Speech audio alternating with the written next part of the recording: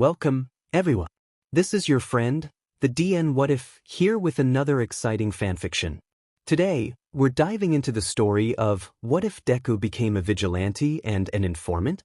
If you enjoy this video, don't forget to hit that like button and subscribe for more fanfiction content just like this. Now, let's get started with the fanfic. Izuku was walking home as those words replayed in his head over and over. To take a swan dive off the roof of the building. Izuku couldn't even cry anymore, he was just in shock. Why would he say that? What if I did take a swan dive off the roof, then what? Would he even care? He kept walking lost in his thoughts until he suddenly felt a presence behind him. Before he could even react, he was being suffocated by a weird slime creature. "Thanks kid, you're my hero," the slime says. It's like the universe is trying to mock him at this point. He was suffocating and could hardly think, and he was sure he was about to die when he heard a voice. "Have no fear, you are safe. Now that I'm here, that is." He stopped choking and fell to the ground. When he looked up, he's All Might. Izuku quickly stood up. "Sorry for getting you caught up in my villain fighting, but you were a big help." "Thanks." All Might started to fly off, but before Izuku knew what he was doing, he grabbed onto All Might's leg. "Let go!" All Might yelled. If I let go, I'll fall," Izuku said, trying to be heard over the rushing wind. "Good point." All Might flew up until he reached the rooftop of some random building. When Izuku got off, All Might was about to leave when Izuku asked, "Do you think a quirkless person could become a hero?" All Might thought for a while before saying, "No, I don't. Heroics are too dangerous for people without quirks. But there are other ways to help, like being a police officer or doctor. Just try to keep your dreams realistic, kid," he said, walking down from the building, leaving Izuku on a rooftop, alone with his self-deprecating thoughts. It was like the world was just testing him, saying, "Do it. Here's your chance." Izuku looked over to the rooftop and was seriously considering it. He stood there. The #1 hero, the symbol of peace, Izuku's idol, basically just gave him a reality check and crushed all his dreams. Izuku walked towards the edge. Then he noticed something happening from afar. It looked like a villain attack. The same villain that attacked him, and now the villain was attacking. Izuku squinted hard until his eyes widened in realization. He sprinted down the flight of steps and running towards the scene, not caring about many things right now. Sure, Kaken just told him to kill himself and basically made his life a living hell, but he didn't care. The teachers were right, Kaken had a lot of potential in him. If Midoriya couldn't become a hero, then he'll at least try to save the future hero. He ran into the slime, looking around trying to see what action would fit best, considering it was literally just all slime. He thought about letting the pro heroes help Kaken, but when he realized they weren't helping at all, he felt a slight twinge of anger and disappointment. He wanted tea. The eyes aren't made of slime. If I hit them, it could give a chance for Kaken to breathe, Izuku thought. Without a moment of hesitation, he threw his backpack at the villain's eyes, and it worked. The villain faltered and let go of Bakugo, even if it was just for a moment. Then All Might finally showed up and finished off the villain. A little while after, Kaken yelled at Izuku and some pro heroes, scolding him for being reckless. A realization hit him. If I didn't hit the villain, Kaken would have died. And it would be the hero's fault. Izuku started to get angry at the thought of the pro heroes not being able to save Kaken if he wasn't there. "If you're done scolding me for doing your job for you when you obviously had no intention of doing it, then I'm going to be on my way now," Izuku said, cutting off their rant. The heroes looked shocked, and before they could get another word in, Izuku bolted out of there, running as fast as he could, not feeling like dealing with anything else. When he opened the door, he was immediately tackled by his mom. "Izuku, my poor baby, I heard there was a villain attack. Are you okay? Are you hurt at all?" "I'm fine, Mom." Izuku forced a smile. "I'm just a bit stressed." Inko didn't look convinced but didn't press. "How about I make you some katsudon? And we can just settle down a bit." Midoriya let out a small genuine smile before saying, "Yeah, I think I would like that." After finishing his food, he took a breath and decided to ask his mom a question he's been wanting to ask all week. "Hey, Mom." His mother looked over from washing the dishes. "Is there something you need?" Yeah, actually I wanted to try out a sport maybe." Inko put down the dishes and walked up to Izuku while smiling. Of course, sweetie. What kind? I was thinking about parkour and maybe a self-defense class? Izuku hesitantly said, afraid of what his mom might think about it. He was about to start frantically making up an excuse on why, but his mom beat him to it. Izuku, you don't have to explain. If you want to go, you want to go, and I'll be here to support you. Inko smiled reassuringly. Now, you should get to bed so we can find some parkour classes tomorrow and figure out the self-defense stuff. Okay, Mom, I love you. Good night. Izuku yelled as he ran to his room, excited that she actually agreed. Considering he was expecting her to be disappointed, he still showed signs of wanting to be hero. But now he didn't want to be a hero necessarily, he just wanted to help people. I wonder if there's a word for that? Izuku said, pulling out his laptop. He started searching up illegal heroes, not really knowing what to put in the search bar. He kept scrolling past all the links talking about heroes who have done illegal stuff and stopped at a word called vigilantism. He clicked on the link and it explained it was a hero without a license, illegally using their quirk to help people. Well, technically I wouldn't be breaking the law considering I don't have a quirk. But you would probably be charged for assault, a strange random voice said. Not if they attacked me first, then it'll be seen as self-defense and I'll be saving someone. The other voice seemed satisfied with that answer as it became quiet. Now Izuku knew what direction he wanted to go to. Now the hard part. How the hell is he going to be strong enough to beat villains with quirks while he's quirkless? He didn't have an answer for that and just prayed that after a couple of months of parkour and self-defense class will do. He knew it wouldn't, but right now he should probably go to bed considering 2:34 a.m. was flashing in red on his digital clock. Izuku sighed as he got in bed. I heard there was a beach. That's very dirty. Maybe I can start there. And with that thought, Izuku drifted into sleep. Izuku woke up a bit later than usual since his body was overwhelmed from the villain attack. He stayed in bed and just stared up at the ceiling until his mom bursted in his room saying, "Guess who just got you enrolled in a parkour class and self-defense class?" Izuku, still a bit tired, smiled and got up to hug his mom saying thank you. Yes. Alright. So it says you're going to start next week. You have Monday and Wednesday to do parkour after school and Saturday and Sunday to do self-defense class starting at 1 p.m. Parkour should last for 45 minutes, 1 hour, and self-defense will last 1 hour or a little later. Now I have to leave for work, so call me if you have any questions, which I'm sure you do considering you're Izuku Midoriya. Izuku laughed at his mom's antics. Okay, Mom. Have a good day at work. Bye, Zuzu. And with that he heard the front door shut. Izuku remembered about the beach that needs a major cleanup, but he didn't want to explore it right now since his limbs were a bit sore, so instead he resolved to his number one. Probably no scratch that definitely illegal hobby, hacking. He didn't mean anything bad when he said hacking. He just meant being able to get on websites only underground heroes and a selected few, mostly informers/vigilantes, can get on. Okay, when he thought about it, it does sound kinda bad, but the website had lots of information he didn't know about and fights he can analyze. Also some missions he can try to solve, though he never posted any of his solutions, scared of what everyone's reaction will be. It wasn't new when a random person hacks into the website, but it still didn't clam his nerves. He looked around and saw the latest post from user 9274763. Did he mention all the users were random numbers and you can add nicknames people, because if he didn't now he did. It was about a group of villains that are most likely new considering how bad they are at their job. User 9274763. Does anyone have any information on this group, or can they try to figure out what their quirks are from this video? I'm sure I can easily take them down, but I can't keep my eyes open forever, so information will make things easier. Video 06.mov. Izuku clicked on the video, curiosity taking over. Izuku started mumbling all of the possibilities when it all just seemed to click. That the guy that has a cap on. Something shoots out. Thin. Other guy. Back. Skin color.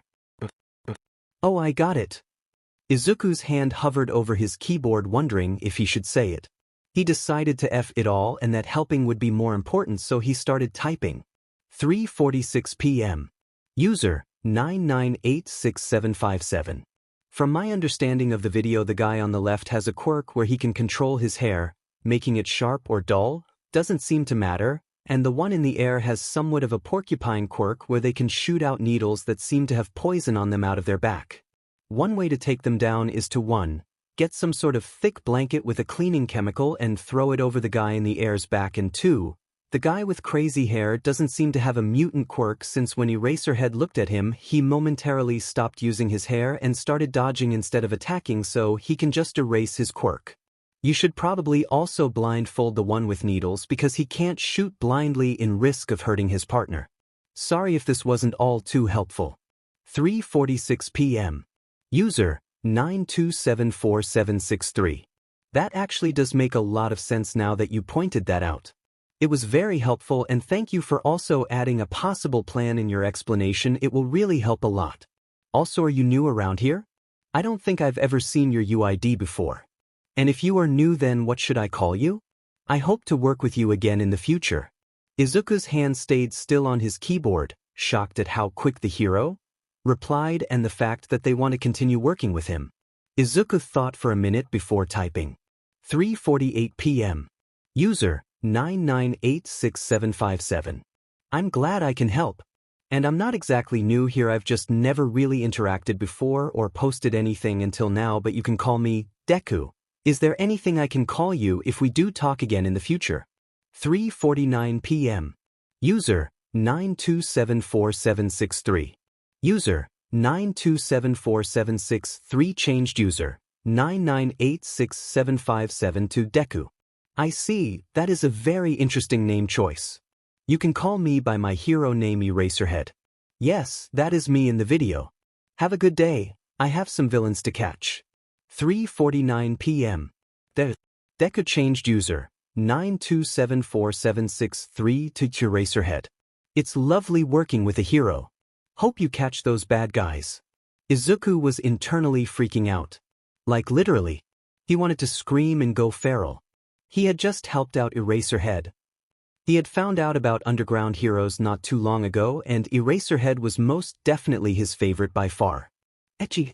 Stash. Izuku slapped himself. Okay, breathe Midoriya, breathe.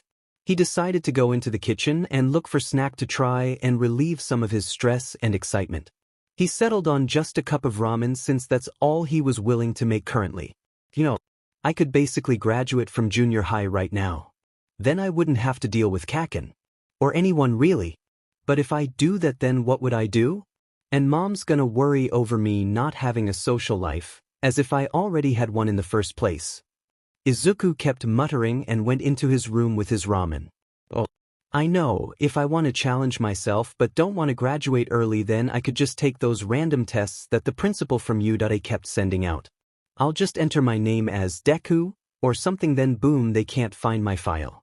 I wonder why barely anyone has done those random tests yet? I'll find out another day. I don't feel like taking the test today. Izuku continued muttering, eating ramen, and analyzing fight videos, but now not only with heroes but also with villain-on-villain fights. Those fights were always so brutal to look at, but they let him learn more. Maybe if I'm able to replicate those moves, I could be decent enough and get a head start in self-defense class and parkour class. Izuku pondered. Izuku woke up and looked over to his phone. Why does my body decide to wake up at 8 a.m.? Izuku said, still very tired. He got off from his bed and started stretching and yawned. He went down to the kitchen and got greeted by no one.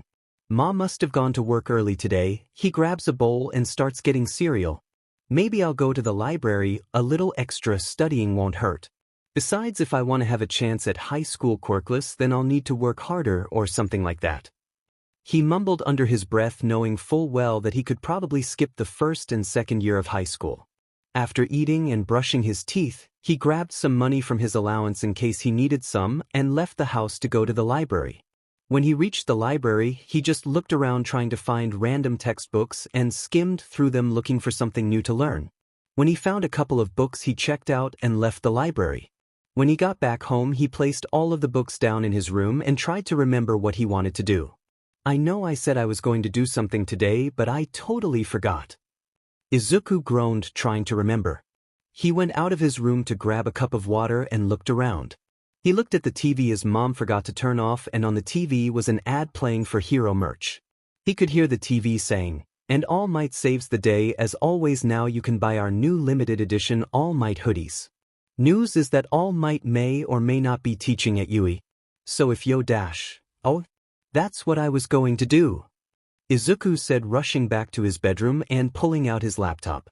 He clicked open the link that led to Nezu's, the principal's, famous test. Did I have to put a name? Well, they don't make you put in a student ID, so I'll be good. How about I go by that? I used it with Eraserhead, so why not use it here? Izuku started the test, and boy, he understood why not many people took it now. It was very, very, very long, but he finished it in 4 hours with some water breaks in between. Izuku stretched his back in his chair he's been on all day and groaned. Sheesh, I basically wasted my whole morning with that test. I see why not many people take it now. It was definitely difficult, but not impossible. The question honestly sometimes had me asking more questions, but hopefully I did okay. It doesn't really matter, it's not like it's my entrance exam. In the distance somewhere was a very interested UE principal, wondering who Deku was. Midoriya walked outside, deciding to head to the park for a walk. What he didn't know was that Katsuki was there. When Izuku saw him and his friends, he instantly regretted coming to the park, and he turned around and just decided to go back to his home and live a happy life. Is what he wished happened, but instead, "Hey D, what are you doing here?" "Oh, hi Kaken. I was just going for a walk," Izuku said, hoping he would just be left alone, but knew of course the universe had other plans. "What's wrong, nerd? Still hoping you'll be a hero?" "Huh. As if," one of his friends shouted. "And no, I was seriously just going for a walk." "Oh yeah? What about your creepy little stalker notebook you have in your hands? Seems to me like hey, bullying is definitely not okay," a voice said loudly. "How are you going to be heroes if you teach, and what are you going to do about it?" Kaken's other friend asked. "I'm guessing you guys, or at least one of you guys, want to go to UE. I'll simply give them your description and point you out in the exam because UE does not take kindly to bullying," the voice said, doing a chopping motion with his hands. "Tisk, whatever guys, that extra isn't worth my time, let's go," Kaken said, for some reason backing down. When he and his friends left, the boy came towards Izuku and said, "Hello, my name is Tenya Ida. I'm sorry for those boys disrupting you," he said, holding out his hand. Izuku took it. "My name is Midoriya Izuku, nice to meet you. Thank you for helping me earlier." Izuku smiled. "It is quite all right, now I have to get going, maybe I'll see you later, Midoriya." And with that, Tenya was jogging off. Izuku sighed, thankful that Tenya saved him because he could see 100 outcomes of how that can escalate, and none of them were good. Izuku continued his jog until it got dark. Once he got home, he decided that it would be good to get some extra practice before he went to his first days of parkour and self-defense class. So he resorted to his trustworthy friend, YouTube. He watched videos of fighting scenes, whether from heroes or villains, didn't matter to him, and tried to imitate them in his backyard. Once his mom came home, he decided to stop so he could eat dinner with her, and then he would try to get some sleep because he had school tomorrow. Every day this week was the same. He would go to school, go to the library, jog, and practiced fighting styles, over and over until it was the next week. "Alright Izuku, today is your first week of parkour and self-defense, and I just wanted to say that your self-defense teacher is kind of an old friend of mine. Her fighting style doesn't really seem to have a word for it. It's mostly just a bunch of different stances and punches thrown together, so be prepared for basically anything, okay? Also, when you get to parkour classes, be careful, okay? I don't want you splitting your head open," Inko said, ruffling her son's hair. "Okay, Mom." Izuku laughed and started to get ready for school. Once he ate his breakfast and grabbed his things, he went off to school, excited for his after-school classes he now has. If Kaken noticed him more happy today and running faster with extra stamina, he didn't say anything or acted any different to Izuku's dismay. After school was done, he rushed to the address his mom texted him, and when he got to the big building, he went inside. There were kids of all different ages and all different levels there, jumping and falling. He walked up to the table with a lady there and smiled. Hello, my name is Midoriya Izuku." The lady looked at him for a while before smiling. Oh Midoriya, I remember that last name. Your mother is a very nice lady. Hold on, let me find you really quick. When there. Your first class with Mrs. V starts in 15 minutes, so you can just wait over there and get changed into the clothes in your locker. Oh wait, silly me, she said and gave him a piece of paper. That's your locker number and combo. Don't lose it. Izuku started to try to find his locker, and once he found it he opened it and quickly changed into the clothes. Hello there. Are you Midoriya Izuku? My name is Mrs. V, so if you can just follow me over here that'll be great. Mrs. V said, walking away over to a group of 10 other kids all around his age. Alright kids, we'll start with warm-ups. Ito. Come help Midoriya with the warm-ups, will ya? The kid named Ito nodded and made his way over to Midoriya. He looked around 14, or after parkour he was so sore when he got to his bed he just collapsed and could barely get up. Mrs. V made him start with parkour right away with the class while also teaching him how to fall. And boy, he was lucky she did, because he was falling a lot. When Inko got home and saw her son sprawled on the bed, she couldn't help but laugh. She decided to not bother him and made him some dinner since he must have been hungry with all that training. Training. Inko knew her son would still want to be hero whether with a license or not.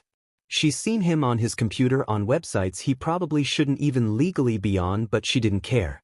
As long as he was happy and smiled his wide bright smiles, she was fine with everything. Inko had a feeling he would do things like this ever since the day he got diagnosed quirkless. Even after being diagnosed, he was always so determined and still did better than everyone in his class. A lot of people thought he had an intelligence quirk. The days had gone decently fast because of parkour classes, and now it was finally Saturday, the start of his self-defense class. Before he went to class, Eraserhead had sent a hero his UID so Izuku could help them. It wasn't a hard mission, actually it was quite simple. Turned out one of the villains were deaf and had to rely on his partner who had a telekinesis quirk, so simple solution was to find a way to knock down his partner first. When he sent it, the hero had thanked him and said their goodbyes. It was now 5 minutes until 1 p.m. and he was outside of a building. He didn't know whether to wait or walk in now, but he didn't have to think for much longer as the door had flung open and he was pulled into a one-arm hug that was very strong. So you're Inko's hell spawn, am I right? Midoriya Izuku? The lady had said. Yeah, that's me. Izuku was slightly suffocating until she had let go. Well, nice to meet you, Mito. You can call me Za. None of the Ms. stuff though, it kinda weirds me out. Izuku nodded at her request and was soon dragged into the building. Right, so what's gonna happen is that when you first get here you're just going to walk in and start your warm-ups, which I'll give you a list, and then later once you're done we're going to start training. Everyday training will get harder and harder as you progress and get better and better. You'll have a 15-minute break after 30 minutes of class. You can spend this time doing more warm-ups or whatever you want to do. Although there aren't many people here, there still are some people here, so if I'm busy, wait till I'm done. That being said, feel free to ask me any questions you have if you're struggling or just curious. I don't bite. She said with a crooked smile the whole time. She started explain my warm-up for today, since although she wanted to get started on the hard part of training right away, she also didn't want Izuku to flop dead on the floor. Once he got out he was sure he was about to die and had a lot of bruises, but he still trudged his way towards the beach since he promised himself he'll at least check it out. Once he got there he scanned the area and looked at the mess. While I'm cleaning I could also practice my parkour and self-defense techniques here. They have a lot of stuff to jump around on. Is that a car? Midoriya continued to look around the place and started off picking up small pieces of trash and basically anything he can manage to lift with his sore noodle arms. After a while he looked around and realized he would need a lot more strength to actually get this beach fully cleaned, but it's alright, he'll manage. When he got home he decided to skip his daily YouTube videos of fighting techniques since he just cleaned up part of the beach and was immensely sore. Hopefully my stamina will increase. Then maybe I can go to parkour and self-defense class, clean the beach and learn some things on YouTube all at the same time. Hey mom. Izuku smiled. Hey sweetie, how was you class today? Za didn't bruise you up too much, did she? Inko asked, getting dinner ready. No, it was pretty good. I just took the long way home because I wanted to look at something. Izuku said, heading towards the shower. Good, be quick with your shower. I'm almost done with dinner and I don't want it to get cold. All right, Mom. Izuku yelled from the bathroom. Soon you could hear the shower turn on and the sizzling of oil as Inko makes dinner. For the next few months of school, Izuku was training long and hard, passing out numerous times while still trying his best to help people with random fights. His mom was worried, but she didn't stop him because he never looked so happy ever since the day he found out he was quirkless, so instead she makes sure he takes proper care of himself every day. Izuku had finished cleaning almost half of the beach already, and right now he was just sitting on an old refrigerator, staring at his blistered hands. I really hope I'm ready for this, he says out loud to himself. He grabbed his backpack and jumped off the fridge and starts heading towards his home. Once he arrived, he was greeted with a warm smell of many variations of food. Mom? Is something special happening today? Izuku said while opening the door. There on the table was a small cake with other different types of food. Of course there is. I wanted to congratulate you. I know I don't do this a lot since money can be a tricky thing, but you were working so hard these past 4 months and I felt like I should at least congratulate you with some food. Inko smiled. Do you have any friends you want to invite? If not, then it's alright. I already invited 3 people, one of them in your self-defense teacher Za. The other 2 were childhood friends of mine. I hope you don't mind. Inko rubbed the back of her neck. No. It's alright, Mom, I don't mind. After all, you did all of this for me. Why would I be annoyed at you for inviting your friends? Izuku replied.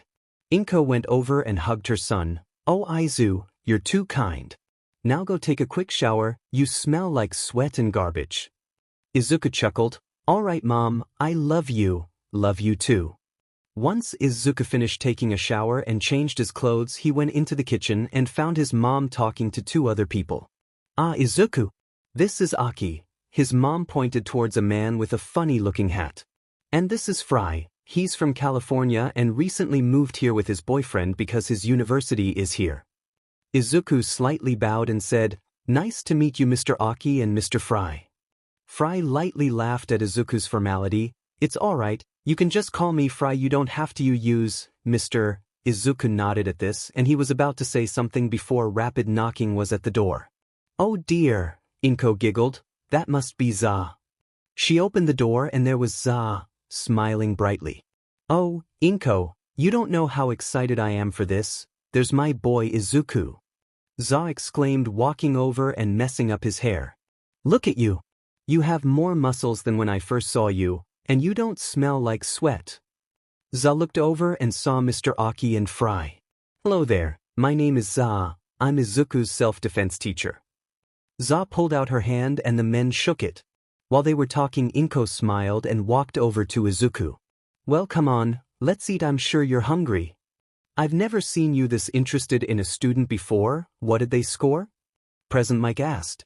They scored a 92% and it only took them under 4 hours. Principal Nedu replied. Wow, that little listener is smart. What's their name? Mike said, looking away from the phone he was texting from. They put their name as Deku. No one has that name in any of the schools in this area that can enter UE, so they are either far away or they are using a nickname of some sort. Deku? That's a strange name to choose. That's exactly what I thought, but we'll find them eventually. If you hear anyone talking about someone named Deku, ask them about it. Alright, will do. I have to get going now or else Mr. Grumpy will get mad. Bye. Present Mike yelled before leaving the school grounds. It was around 1 a.m. and Izuku's mother was asleep while Izuku was in his room contemplating life. Izuku grabbed a 5-foot steel pole that was decently light but also very good for whacking people on the head. Izuku laughed nervously. As long as I don't get a part of any big villain fights I should be fine. Izuku let out a sigh. Alright, time to perform technically legal activities, he said, trying to distract himself from his nerves. He climbed out his window and got on top of the roof. Here's to hope that all those times I fell in parkour were worth it. Izuku got in a running stance. He ran to the edge of the roof and once he felt the edge he leaped onto the next roof, one of his legs on the side of the roof with his hands holding the railing. Alright, that wasn't too different from jumping from random objects in the beach. I got this, he said, trying to convince himself. He was just planning to practice his roof hopping that night when he saw a girl trying to grab her bag away from a random guy. Oh, that guy most definitely has a gun. Izuku thought seeing the object in the man's hand, but I can't just let her get mugged, Izuku sighed, and before he could have a normal, sane thought he rushed down from the roof and sprinted towards the two. He tried to act faster than the mugger and swiped his pole in an upwards motion, disarming the guy from his weapon. What's this? A child trying to play hero? Beat it, kid. The man said, pulling out another gun from his pocket. Izuku stayed silent and focused on the girl instead. Call the cops and try to stay safe. He whispered in her ear. She nodded and backed off, pulling her phone out. The guy was about to shoot the poor girl and Izuku was panicking, so he started to spin his pole in a circular motion, attempting to block off the bullet, and it worked. Wow, I thought that only worked in the movies. He whispered. The bullet ricocheted off and skimmed the guy's leg. Izuku flinched slightly at the sight of blood but took this chance to tie the guy up. He took off one of his beaded bracelets that was made of really secure rope and tied him up next to a pole. Sure, the bracelets were pretty obnoxious and colorful, but that was the fun in it. Besides, no one can see it under his dark green hoodie anyway. When he heard sirens far off in the distance, he went over to the girl and handed her bag and said, "Stay safe."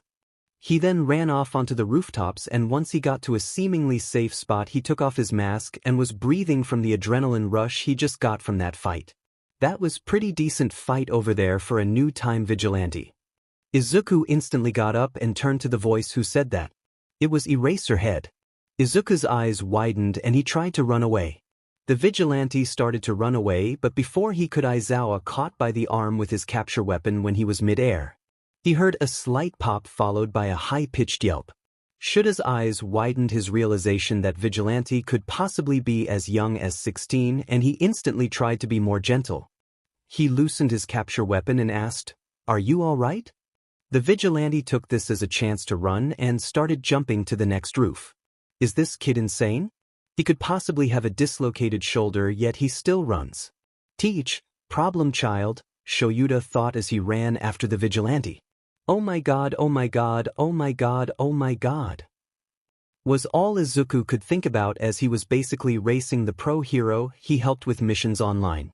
Izuku, with his newfound adrenaline, has never ran faster in his life. Actually, he didn't know he could run that fast before.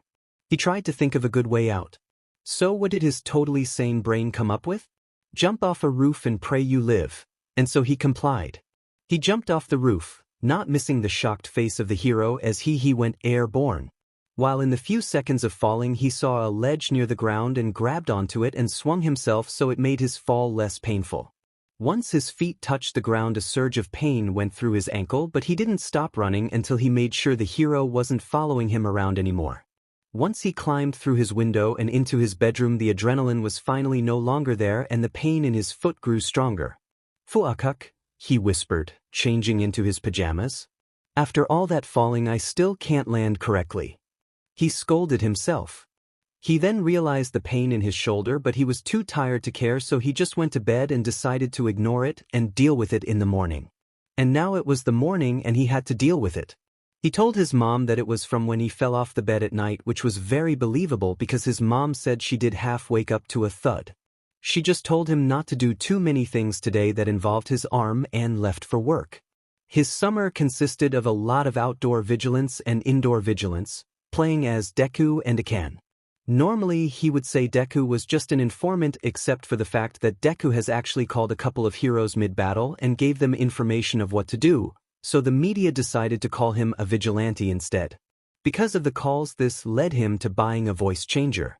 He studied a lot in his breaks and spare time, but even he was running out of things to learn, so his mother suggested opening up a coffee shop since she now has less days of work because of the summer. So that's what they did. Izuku would usually help at front, getting people's orders. The cafe was cat-friendly, so although the cafe was called Viridian Coffee Shop, people would usually just call it that One Green Cat Cafe. He only worked less than 1 hour and 30 minutes a day because he was still just a kid in his mother's eyes, but he was thankful for this since he does need a lot of time as Deku, since being Deku was like a full-time job. Over time, Eraserhead had calmed down enough so that he wouldn't attack Akan right away. He actually found Akan helpful, but he would never admit it. Boo! A loud voice said, making Aizawa almost drop his coffee and a bag he was holding. The green vigilante clutched his stomach and started laughing. "Oh man, you should have seen the look on your face." Ikan said, his voice distorted from the voice changer he had on, but Eraserhead can't help but remember the vigilante's real voice and how young he sounded. "Oh haha, if you wanted me to throw the stuff I got you off the roof you could have just said so." This got the vigilante to tilt his head in confusion. "You got me something?" he asked. Eraserhead nodded and handed him the bag. "You got me boba?" Ikan asked. "Well, I remember you saying you didn't like coffee because it made you more tired and it was bitter, so I thought boba would be the next option." The hero said, taking a sip of his coffee. Well, you have good taste for boba, gasp. "Is this crystal boba? I love crystal boba." Ikan exclaimed. "Did you just say gasp like the word?" Ikan smiled under his mask, stifling a laugh. Aizawa rolled his eyes. "I will never understand kids these days." "How are you sure that I'm a kid?" Ikan questioned. "Well, considering your height you seem like you're still growing, but obviously I can't judge you only off of that, so I'm just going to go with your extremely high-pitched scream the first time I met you." Ikan started stuttering. Well, it is not high-pitched," he said, pouting and turning away. "Oh, and that fact that you act like a 5-year-old." Ikan started muttering angrily about how he was going to steal all of Eraserhead's coffee the next time he comes. Eraser looked at his watch and said, "All right, kid, I need to get going now before my roommate gets angry for me going out past my patrol time." Ikan gasped dramatically. "The emo Eraserhead has a husband?" "Yeah, no, not dealing with this, see ya later, kid." And with that Eraserhead ran home while Ikan was plotting something. "All right, Izuku, you have everything right?" Inko asked again for the 5th time. "Yes, Mom, you already asked this 1,000 times. Midoriya whined. I know, I just want you to do your best on the exam, okay?" Inko said, ruffling her son's hair.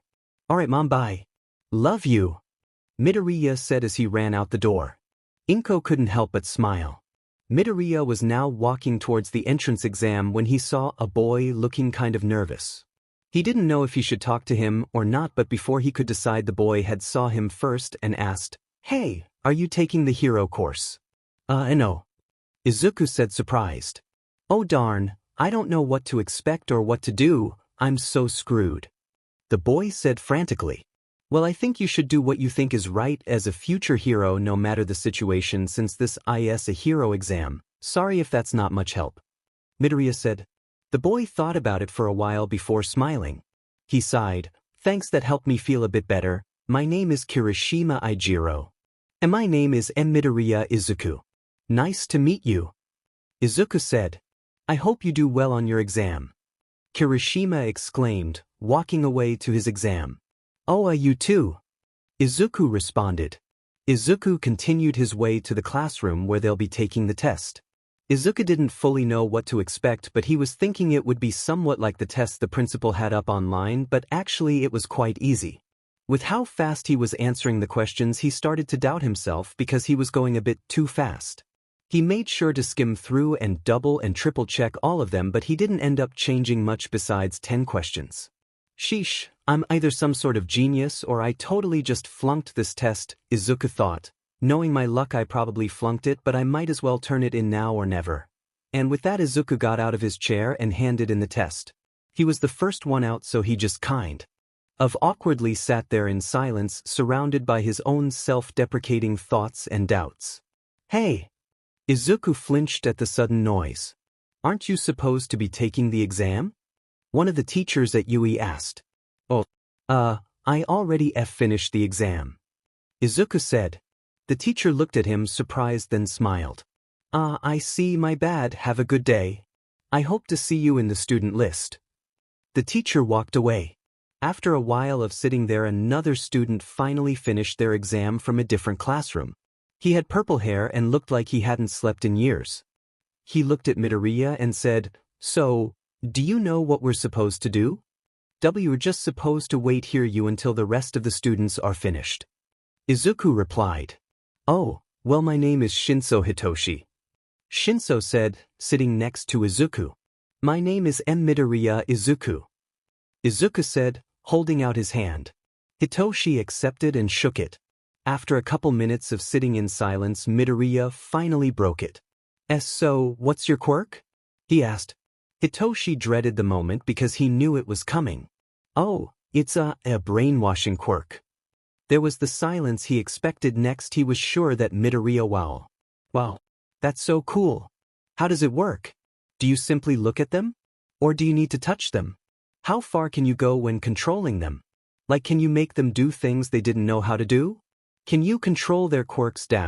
Midoriya kept asking more and more questions, leaving Shinso wide-eyed.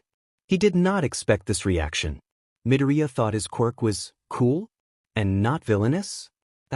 Sorry. I was rambling again, wasn't I? I just get excited when quirks are mentioned. Izuku said, rubbing his neck. Oh no, it's okay, I just wasn't expecting that is all. I was expecting you to say something about it being villainous. Izuku's eyes narrowed. Do you want to be a villain? He asked. Shinso shook his head no. Izuku relaxed, smiling again. Then no, it isn't a villain's quirk, because you aren't a villain. Shinso slightly smiled at this. So what's your quirk? He asked. Izuku started before he was cut off by a bell. Well, alright, students of Gen Ed. The voice from the speaker said. Your time is officially up and you may leave the school. We will be sending your letters about whether or not you got accepted soon. See you later. Hopefully. Today is the day Izuku would receive his letter and he was stressed. Tonight can change depending if he gets accepted or not. If he gets accepted, he'll stay home instead of going outside to do borderline illegal shit. If he doesn't get accepted, he'll take his frustrations and failures out on the poor souls that try to do something illegal that night. He finally got his letter and he was pacing back and forth with it in hand, too scared to open it, with his mom on the couch typing on her laptop. Izuku, sit down and open it, he heard his mom say before sighing and closing her laptop. We'll open it together and no matter what the paper says, I'll still be proud of you for trying, okay? Izuku took a deep breath and sat down next to his mom. He opens the letter with his shaking hands. Tears started forming in his eyes and his mom sighed. Izuku, it's fine if you didn't. Mom, I made it. I really made it. I got in. Izuku shouted, hugging his mom, still crying. Inko smiled and hugged her son back. Oh, I'm so proud of you, sweetie. Once school started, Izuku was so excited he couldn't stop his hands from shaking. He wasn't looking where he was going, so it wasn't a surprise when he bumped into someone. Oh, I'm so sorry, I didn't mean to bump into you. Izuku apologized frantically. No, it's fine, I should have moved out the way first, the bubbly girl said. My name is Uraraka Achiko. What class are you in? Midoriya Izu, I'm in class 1C. Izuku stuttered in response. Darn, we're not in the same class. I'm in class 1A, maybe I'll see you at lunch? Uraraka asked. Oh yeah, sure. See ya. And with that, Izuku headed towards class 1C. His classes weren't out of the ordinary except when everyone had to say their quirks. That part was a little awkward, but he got through it for the most part. Right now he was just glad he made it to lunch without badly embarrassing himself in some way, shape, or form. Midoriya. Over here. Izuku heard a voice yell. It was Uraraka. Izuku smiled and walked over to her. She was sitting at a table with another stern-looking kid. The kid looked familiar. Ah, it's you. Izuku said, realizing who it was. Greetings again, Midoriya. It's good to see you made it here too. Ida said. Oh, perfect. You two already know each other. Uraraka smiled. Well, Mito. You'll never guess what happened at class today. Izuku tilted his head a bit to indicate he was listening. All Might is our teacher. Can you believe it? Uraraka was now basically bubbling with excitement. Wow, that's amazing. Izuku said with a smile, although it was forced. The three talked all lunch, mostly just geeking out about weird things before it was finally time to head back to classes. Classes were uneventful, but honestly he couldn't care less, he was just glad to be here. He saw Shinso a couple of times down the halls and waved to him, and sometimes they even had small talk, but they never last long since he tries to avoid Kaken all the time. One student had caught his eye throughout the whole day though. It was one of Endeavor's kid. Izuku believes his name is Todoroki Shuto. He just looked so bland for the son of a man so hot-headed like Endeavor. He thought he would be somewhat like Kaken, but no, he was completely different. The next day when he went to school, the front gate had been surrounded by civilians and the press. I guess word got out about All Might. Does he even have a teaching degree? Well, he certainly shouldn't be a therapist, Midoriya thought. He tried to squeeze through the crowd, but a bunch of microphones were shoved in his face. How's it like with All Might as a teacher? A person asked. I'm in general studies, so I don't really can dash. Once the words left his mouth, the lady rolled her eyes and shoved him away, trying to get to other students. Izuku took this opportunity and sprinted as fast as he could into the school. Once he got in, he finally stopped and leaned on the wall, sighing. Huh, you got caught in the press, huh? Shinso said, walking up to him. Yeah, wait, how'd you get out so fast? Midoriya asked. I just came here early, duh. At these words, Midoriya groaned. Ugh, lucky, I should have listened when my mom told me to wake up early. Shinso laughed at this. How dare you laugh at my pain? Izuku said dramatically, clutching his chest. This made Shinso laugh even harder. Okay, Drama King, let's head to class already. Izuku nodded and followed Shinso's lead until they had to separate ways. He waved Shinso goodbye and went towards his classroom. Classes quickly went by and he was back at lunch with his friends with the addition of Shinso. Hey guys. This is my friend Shinso. He's from class 1B. Izuku said, smiling. Ida Tenya, pleasure to meet you. Hello. My name is Uraraka. Izuku told me a little bit about you, so it's nice to meet you. Shinso just smiled and waved at this. They all sat down and ate lunch until the alarms went off. Someone broke into the school. A random student yelled. Everyone was rushing and running towards the exit. The four followed in pursuit. Hey, Uraraka? Izuku asked. Yes, what is it? Do you mind making yourself float to sea? What's happening? Oh, good idea, Mido. Uraraka pressed her fingers together and started floating. Oh, it's just the press. Uraraka said. But how are we going to get the other students to realize that? Midoriya looked at Ida. All right, I can handle this. Ida responded. Ida ran up and stood on top of the door and started yelling, saying it's just the press and everyone needs to calm down, ECT. Once everyone calmed down, Midoriya went over to Ida and said, Great job out there. You really did look like a hero.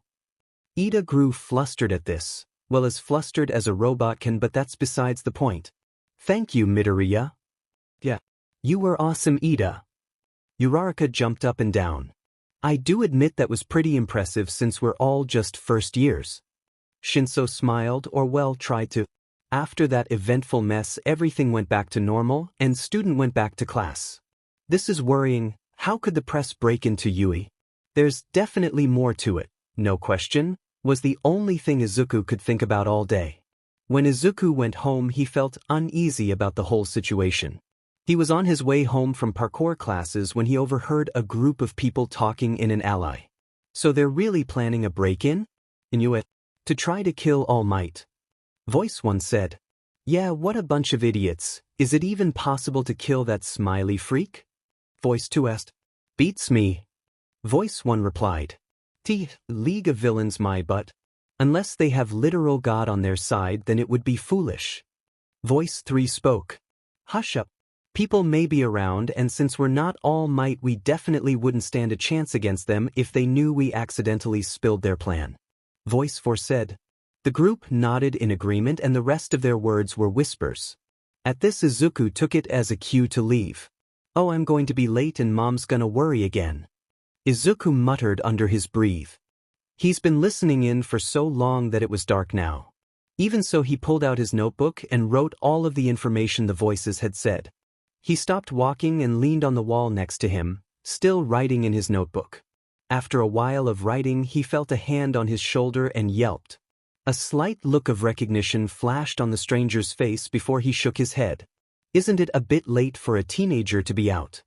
Oh, my be bad, I was too busy writing to realize how late it had gotten. Izuku replied, suddenly anxious because the stranger was literally Eraserhead.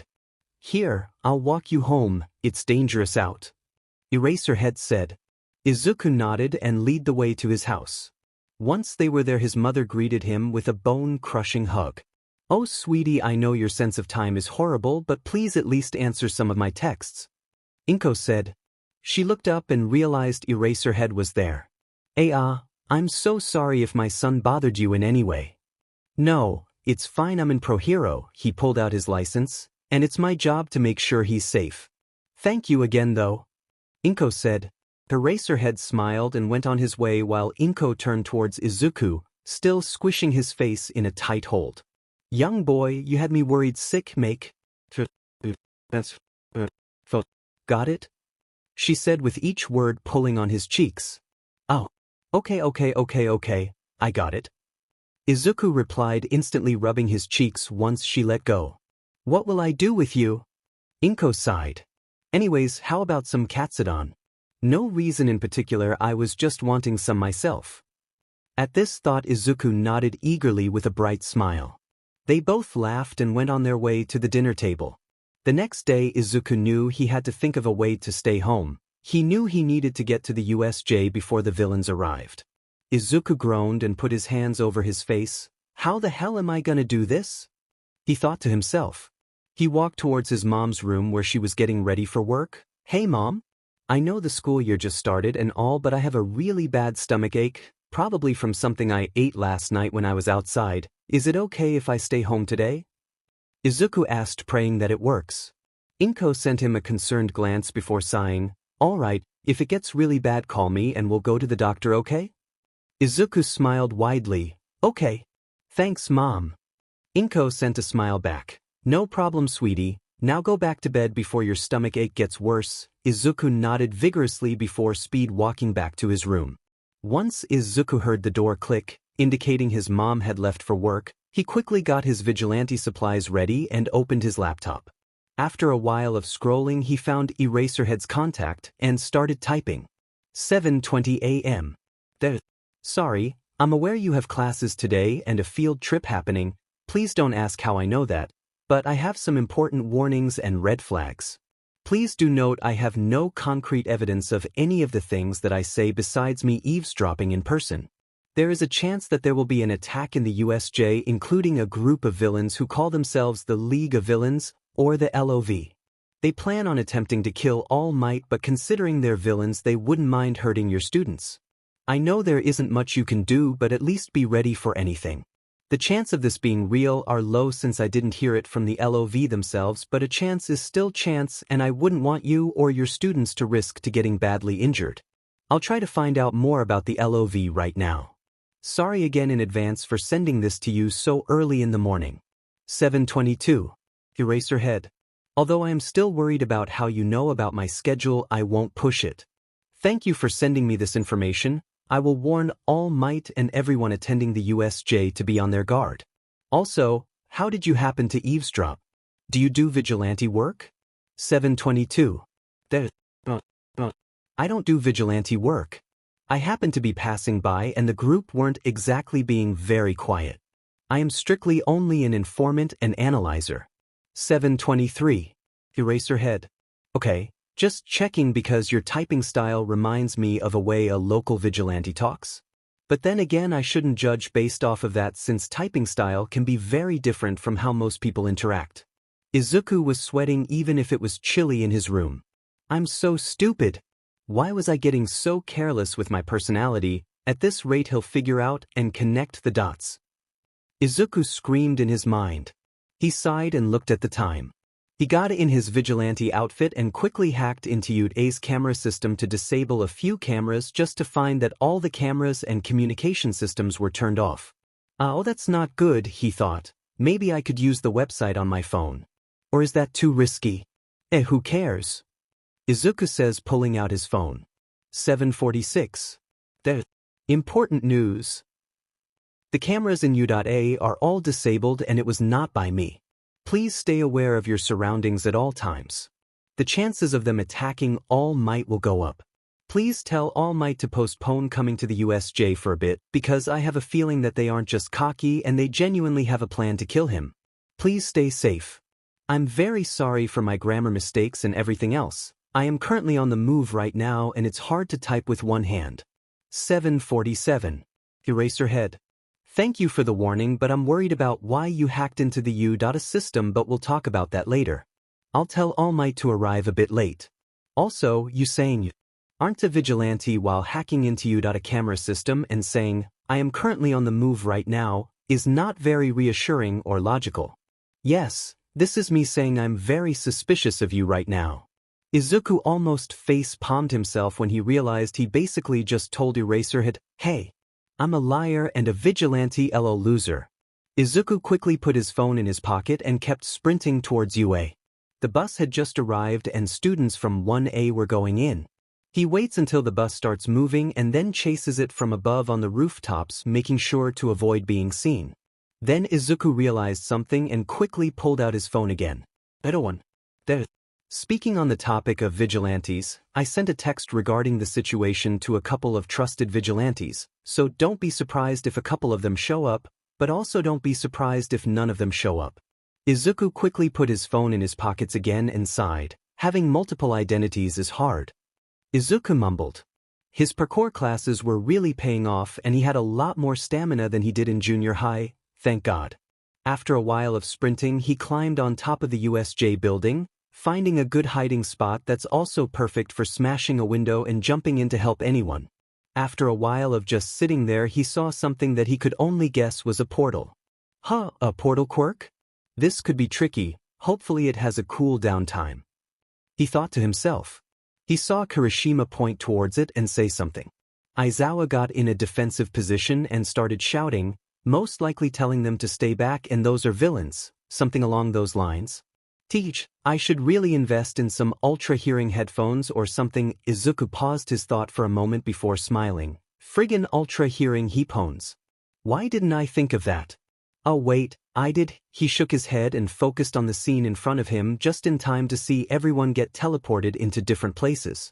Izuku started sprinting across the roof and found the nearest person before jumping in by breaking a window. He jumped on a slowly sinking ship next to a frog-like girl. My Nedu does not exist here. The frog-like girl got in a defensive position, making Izuku put his hands up. Hey, calm down, I'm here to help. He said, surprising himself since he forgot he had his voice changer on. Why should I trust you? Ribbit. She responded, glaring at him suspiciously. Wow. She really just said ribbit.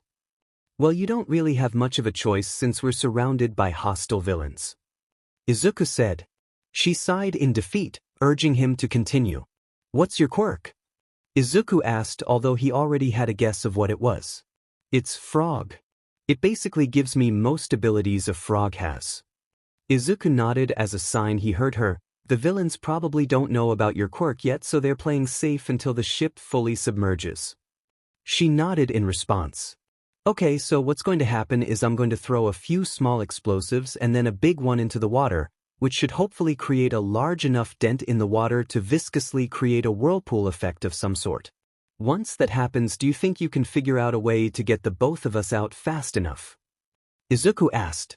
I can use my tongue to lift me somewhere high first and then grab hold of you, is that okay? She replied. Izuku nodded. There aren't many high places here, but, Izuku said before digging into his bag and pulling out a weird fabric. This is fireproof fabric that's extremely sturdy. Don't ask how because I don't know either. Once I do the big explosion, it should make us airborne. Once that happens, we hold on to each other and find a place to land away from here. I know it sounds risky since you don't know me and all, but please, I'll do it. The girl interrupted him. Izuku smiled, though it was hidden under his mask. Izuku got the explosives ready and started to throw them at the villains. The villains backed away from them, but some still got caught in the explosives. Izuku then uses the railings to give himself a boost, the frog girl doing the same, and he threw the explosive down and came the blast. The blast lifted them extremely high and the frog girl grabbed onto him with wide eyes, suddenly realizing something. You didn't have any fireproof things, are you okay? She asked. Well, besides from my slightly burnt clothes, I'm pretty much used to getting explosives blown up right in front of me, so I'll be fine. Izuku said. The girl didn't look comforted by that but looked forward anyway to make sure she landed in the right spot. Once they landed, they found Eraserhead/Aizawa fighting a guy that has way too many hands for his own sake. Izuku ran up to them, seeing as Eraserhead was slightly worn out. "Can, what are you doing here?" Eraserhead shouted with wide eyes. "What? Did you not receive the text from Deku?" Can shouted back. While they were shouting, the guy with a bunch of hands on his face started giving orders to a weird thing he called Nomu, and started shouting about how they were cheating or something. Ikan was forcefully pushed back by the Nomu, and when he said forcefully, he meant full-on punched in the gut. "And here I thought this would be easier. I guess nothing ever goes my way." Izuku quickly got back up and started sprinting and jumping up and down, and he started yelling, trying to distract Handman and the Nomu. He got out some more explosives and threw them at the Nomu, but the Nomu easily absorbed the impact. Izuku's eyes widened. So that's how they're planning to kill All Might. Izuku already knew Handman's quirk after doing a bit of research on the way here, and everything started adding up. He had to find a way to get them to back off. The frog girl came up besides him. "My classmate is calling out for more heroes, if I heard correctly." Izuku nodded at this. "If we can hold off and weaken them before they arrive, we could just be able to beat them," he said, and the girl nodded in response. They started both attacking the Nomu while Izuku randomly switched to Handman to stop him from possibly killing his favorite hero to annoy, while always avoiding the hands that were actually attached to his body. They kept going and going until they finally heard the heroes show up. "Hopefully we weaken the Nomu enough so that the heroes are able to destroy it." He prayed to no one in particular. Once he saw All Might arrive, he quickly sprinted out the way and picked up Eraserhead and moved him out of the fighting scene. He saw Frog Girl jump out of the way too before All Might completely smashes the Nomu, although not successfully killing it. "DMN it." Izuku cursed. All Might and the Nomu were fighting until he was trapped in the portal sort of thing. Izuku's eyes widened and he rushed towards them. "Todoroki! Freeze thing!" Izuku yelled, not caring that he said his name and said his quirk. Todoroki stood wide-eyed before complying and freezing the Nomu, while Izuku got some throwing daggers coated in Haya's sleeping dose and lethal poison and swung it at the warp. It seemed to have hit something as he heard a quick yell and a thud. "Score!" All Might, seeing this, quickly started powering up in a weird way and sent a huge blast, effectively throwing the Nomu out of the building. Handman was shocked at this and quickly retreated before yelling something about All Might weakening. After Handman left, he saw smoke coming off of All Might and his eyes widened when he saw All Might turn into a skeleton-looking thing. Izuku closed his eyes and sprinted away and out of the building, not wanting to invade All Might's privacy. Sure, All Might was the man that crushed his dreams, and although Izuku isn't a fan of him anymore, he still holds a lot of respect for the man himself. When Izuku gets home, he doesn't realize how many injuries he got until he could feel the pain slowly seeping in as his adrenaline quickly died out. He takes his fried costume off and puts some new clothes on. "Gee, I'm gonna have to remake it," Izuku thought while dozing off, half of his body off of the bed. He woke up to a sound of a door opening and someone saying something before abruptly stopping. Once he fully opened his eyes, he saw his mom. He woke up to a sound of a door opening and someone saying something before abruptly stopping. Once he fully opened his eyes, he saw his mom. I cowl, I can explain dash, Izuku yelled, quickly getting up, then remembered all of his injuries and used his bed as support. You see, this is, from tripping on my way to the bathroom. Izuku shut himself up and looked down, knowing his mom didn't buy it. "Izuku, what actually happened? Where did you get all those injuries?" "Oh dear, they look bad too," Inko said, very concerned. She went over to Izuku and sat him down. Well, Izuku didn't know what excuse he could say.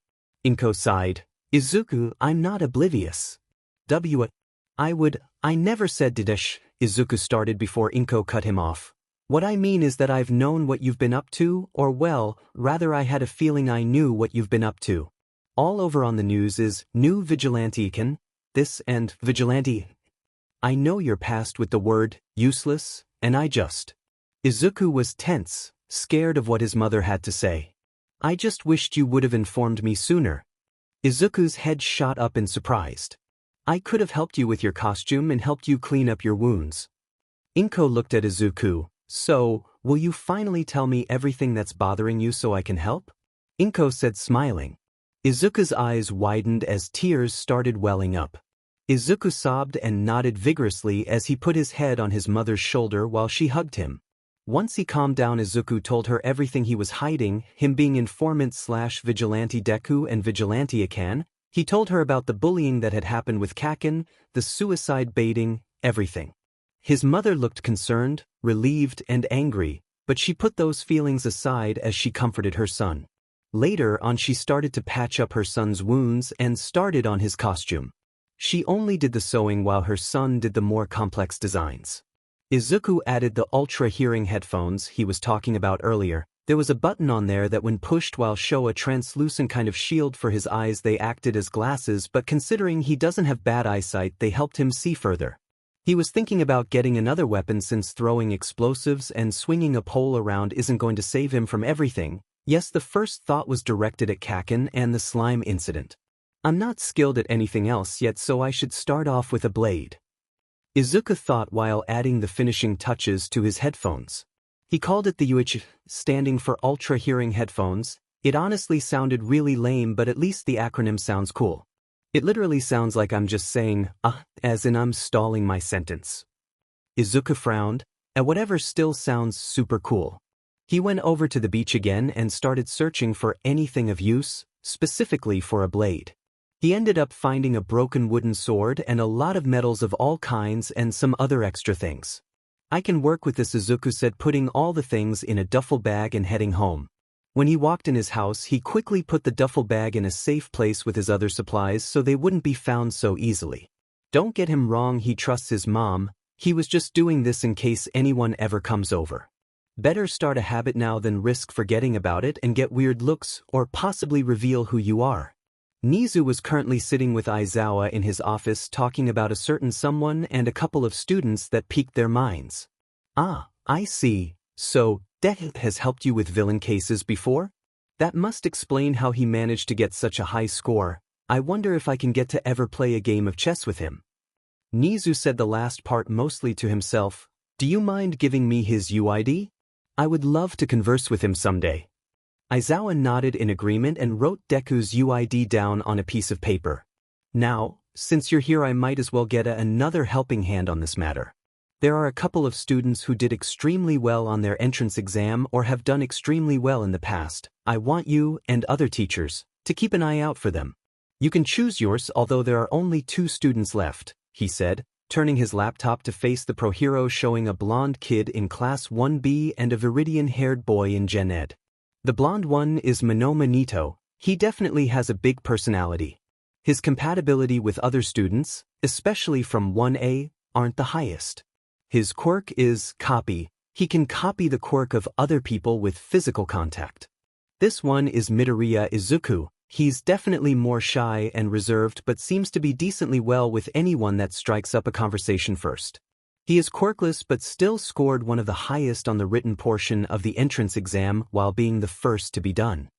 Whoever you don't choose, Hizashi will take on the role of watching over them.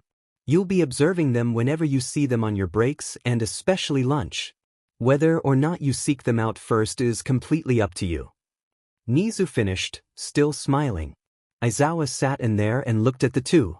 While it would be easier to look over Monoma since he has a higher chance of seeing him, Midoriya still caught his attention considering he had bumped into the boy late at night before. I'll mainly watch over Monoma since Hizashi sees Midoriya more, but I actually plan on watching both if that's okay with you since Midoriya is an interesting problem child to say the least. Aizawa's response made Nezu smile wider. I knew you would say that. Thank you for helping out. I will be emailing Hizashi to watch over Midoriya. Oh, if you're curious, on the day you were attacked, Mrs. Midoriya actually called in sick for Midoriya Izuku. Just thought that was important. Aizawa's eyes widened at this. He nodded and took his leave. After an uneventful week of school, besides everyone talking about the sports festival and his English teacher weirdly staring at him more often, he was off at the beach again, cleaning and collecting things. Hello. He yelped at this sudden loud voice. Haha, sorry, didn't mean to scare you there. I'm Hatsume. I'm in the support course in U.A. She said enthusiastically. Oh, I'm Midoriya Izuku, I'm in Gen Ed. All of a sudden she leans and only inches away from Izuku, making him back up. Are you sure? I've seen you around here before and your builds are amazing. Almost comparable to my babies. Why your babies? Izuku said to still hopelessly backing up against a broken fridge. Yeah. And my babies are totally awesome too. I don't have any big ones on me but check this one out, she says, finally backing away and taking off her backpack and pointing to it. This is called the hydraulic bracer. It can detect any sort of danger coming and makes you dodge the attack. Cool, right? Izuku nodded. That's actually really useful in many situations. Izuku was about to ask a lot of questions but stopped himself. So what's up with your headphones? Are they just normal ones? She asked, inching closer again. Oh, they help me improve my hearing. I'm not hard of hearing or anything. I just thought this would help at night in case anyone tries to sneak up. He said, trying not to stutter. Hatsume seemed to beam brighter than the streetlights. You better hope you have some more ideas like that because now we're going to become support buddies whether you're in the support group or not. Izuku and Hatsume spent the rest of the afternoon geeking out about different ideas they could possibly make before it got dark and each had to go home. Izuku was currently patrolling around the sketchier parts of town. Even so, he seems to have more of a bounce in his steps. Well, more than usual. He just felt happier now that he had made a couple of friends and even managed to save Eraserhead. Knowing Eraser, he's probably already back up on his feet, although probably not ready to patrol yet. Even so, Izuku couldn't help but feel weird since he's always had Eraser chase him around every patrol. It also didn't benefit Izuku because he was able to test his skills and see how fast he could run and jump when Eraser was present. He heard distant yelling and started running to the noise. A gang fight. Izuku thought as he adjusted his voice changer and grabbed his pole out of his belt holder, which was newly added by his mom, and quickly whacked the buffest man right in the gut. Now, settle down boys, what's with the temper tantrums? Ikan? Or Izuku? Asked in a doting voice. Oi what if dash? You better get out of here brat, before I kick your teeth in and make you regret that. All four men got in a readied stance, but before any of them could move Izuku had already managed to strike two in the temple, effectively knocking them out. Shouldn't talk back to your mother you know? Ken mocked. Teach, why you little b-yadesh? A lanky guy started to say before Ikan also knocked him out. A knife whizzed past Ikan, cutting his mask, then disappeared. Weapon summoning quirk? Wonder how many he can summon. Izuku thought before saying, using quirks without a license is illegal, you know? He knew he had to make this quick before he could possibly get maimed, so in a split second after he said that he was already running and hitting the guy in the jaw. He got out his obnoxiously brightly colored restraints and strapped all the guys up. He looked down at his watch, also suggested by Inko, and saw it was around 2. I should head back now. He mumbled, then looked down at the limp men. Eraser is usually here to call the police for me. Izuku rolled his eyes and dials in the number for the one and only Tsukachi Naomesa. He might have stolen the number from Eraser's phones, but those are just extra details. Hello? The voice asked. Hey, Tsukachi, just your all-time, lovable, vigilante Ikan here, send you some random street fighters. Already sent you the location too. Aren't I so generous? Ikan could basically sense him getting up and on the defense. How did you get my phone number? He says, probably already sending cops to mostly try to catch Ikan. Ikan just laughed in response and hung up. He started sprinting away from the scene to, I don't know, avoid getting caught? Once he made it back, he saw a cup of noodles placed on the kitchen table. He walked over while smiling. Mom must be really worried, huh? Izuku thought as he slurped down the noodles at an unhealthy rate considering how hungry he was from all the running and fighting. Once he's done, he changes and sits down at his laptop. I haven't been as active as Deku, so I should probably hurry before they get suspicious. Sure, he was there for the USJ attack, but after that, he went offline up until now, and he never does that, especially after big missions. He goes back on, giving heroes analysis on villains and solving minor problems and crimes. He was about to close his laptop before receiving a message. 3:21 a.m. Eraserhead. Where were you? I was getting worried since you usually would send some analysis of a big hero/villain by now. I mean, I'm glad you took a break, but warning first, please. I thought you crossed the line and went into villainy. 3:21 a.m. Sorry about that, huh? I just needed a quick break since the USJ was a bit stressful, especially since I heard you were fatally hurt. And no, I would never resort to villainy unless someone's life was on the line. And you know what? Just because of that, Deku has changed Eraserhead to parental insomniac. Izuku, or Deku, laughed as he basically felt Aizawa roll his eyes from here.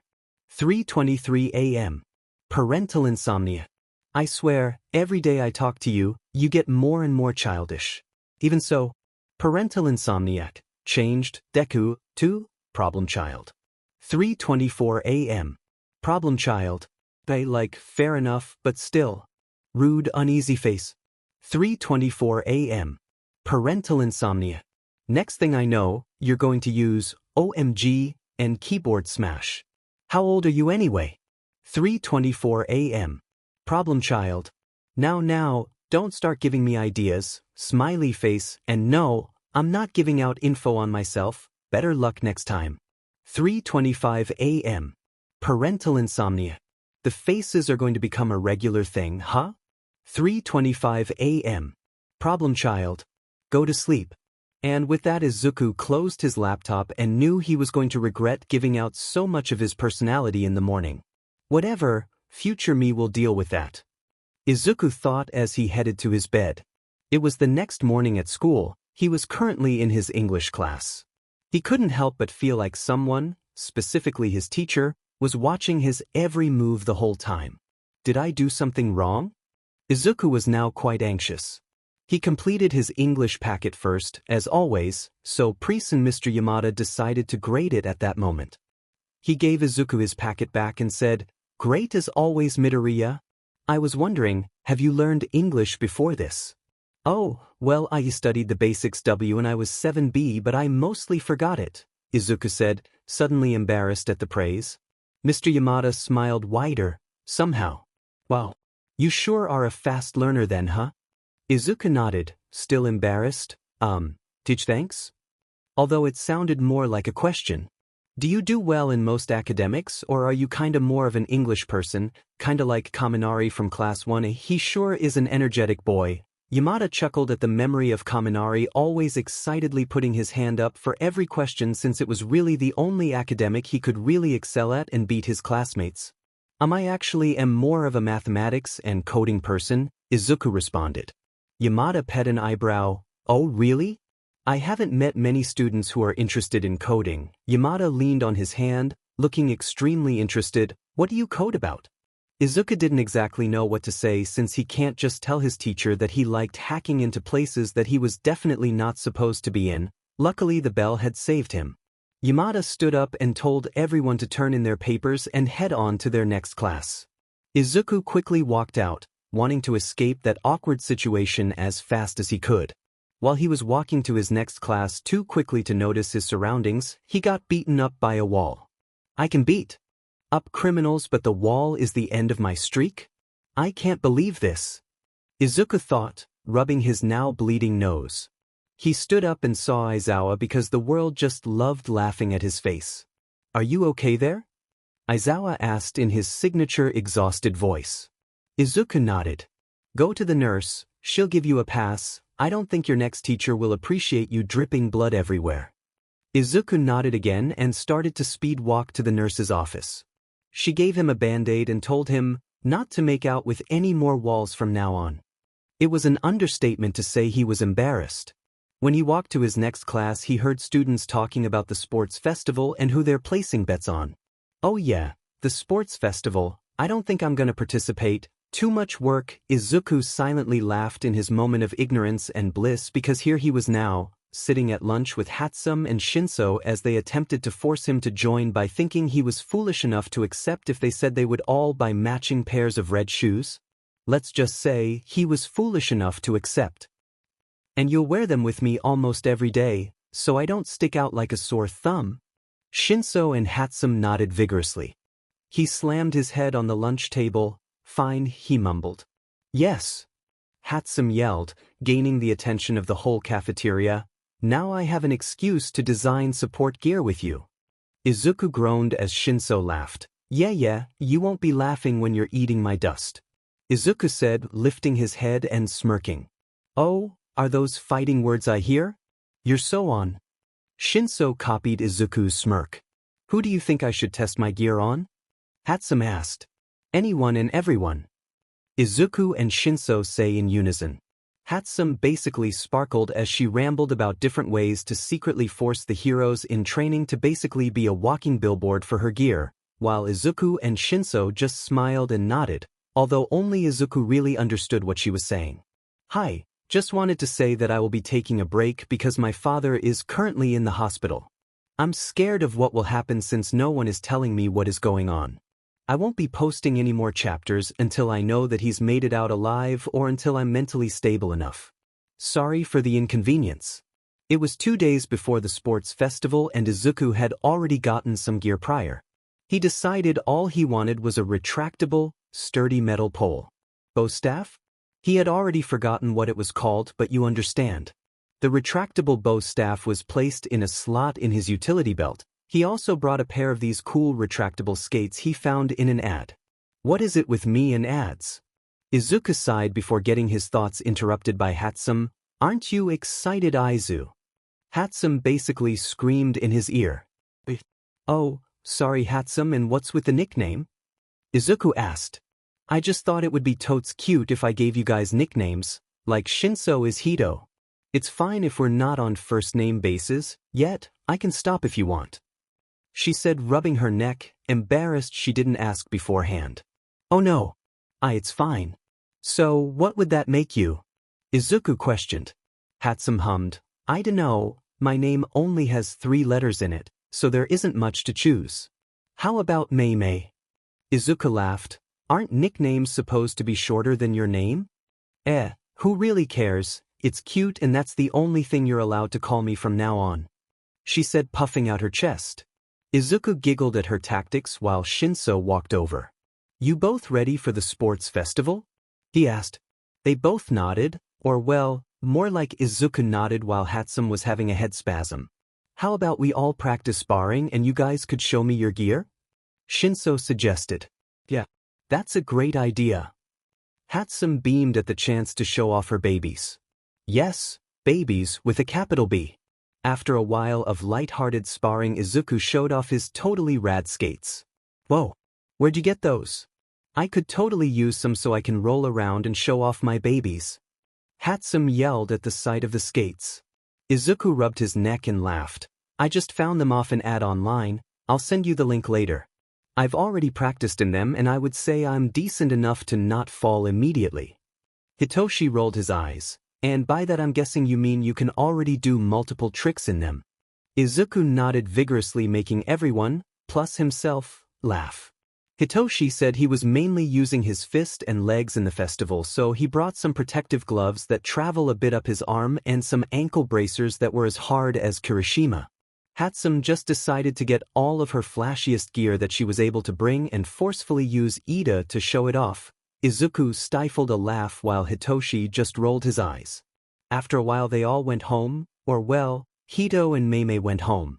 Izuku brought out his duffel bag he kept hidden under the garbage at the beach and pulled out his vigilante gear. He seriously needed to calm his nerves down with the whole sports festival going on, and doing vigilante work seems to do just that. He was traveling on the rooftops, peering down to see if anyone needs help. He passed by an alley and he saw a little girl hiding behind a garbage bin. Is she lost? He thought. He was about to move down until he saw a man walking down shouting, presumably, the girl's name. She looked absolutely terrified. Izuku jumped down and came towards the man, changing his voice changer to match a young adult's voice. Excuse me, sir, are you lost? Izuku tilted his head. The man immediately turned around to face him. I'm looking for my daughter. She has long white hair and red eyes. Have you seen her? The child's terrified expression flashed in his mind. Izuku put his hand up to his waist. Is she about this tall? The man nodded. I think I saw her head down the street. I saw her when she was walking near the convenience store. The man nodded once more and head down the street. After he was out of Izuku's sight, Izuku heads towards the garbage bin. Are you okay? He asked, turning off his voice changer so he seemed less intimidating. The girl nodded. Was that man your father? The girl shook her head no. Izuku hummed in thought. He leant out his hand. Why don't you stay with me until I make sure you aren't injured in any way? Is that okay with you? Or we can just go to the police station right now if you want. The girl widened her eyes and shook her head. And no police stations, she said, barely above a whisper. Izuku smiled. Okay, so my house it is? The girl nodded and took his hand. He quickly lifted her on his shoulders. You all right up there? She nodded again. Izuku started heading towards the beach to retrieve his old clothes and uniform when he was stopped by Eraserhead. What's with the child? She's a runaway, he said while Eri, he's pretty sure that's her name, lightly smacks his head out of embarrassment. Eraserhead just stares at him until he says, buy me a cup of coffee and I won't tell the police. Izuku smiles and skips away to the nearest coffee shop while Eraserhead follows behind. Once they reached the coffee shop and ordered Eraser's signature way too much caffeine coffee, Izuku introduced Eri to all the drinks there and they ended up buying her a unicorn-themed drink, not caffeinated. The lady that was behind the cashier just smiled at the three. And here's your drink, little one, hope you enjoy, Lin exclaimed. The boy in the dark green hoodie nudged the little girl a bit. Oh, thank you, miss. The cashier Lin laughed. No problem, sweetie, come again soon. And with that the three left. Lin sighed. Families like those are the only ones that make me happy to work here at such late hours. She chuckled to herself, going back to clean up the place. Akan was skipping down the street alongside Eri, heading towards the beach. Don't tell me you live in a dump, because I don't think that's a good place for a child and a problem child to sleeping in. Eraser said as Akan sputtered. I am not a problem child, he pouted. And no, I don't live here, I just need to get my stuff. After this I'll be on my way home. Eraser rolled his eyes. Okay, I'll leave you to it. And with that he left to continue his patrol. Come on, Eri, Akan said, continuing to skip away. Once they get back, Izuku and Eri went into his room quietly, not wanting to wake up his mom. What is it, Eri? Izuku asked, turning to look at her. I don't know. Your name. Izuku mentally face-palmed. How can he be so stupid? Oops. My name is Midoriya Izuku, you can just call me Izuku, he said as he took off his mask.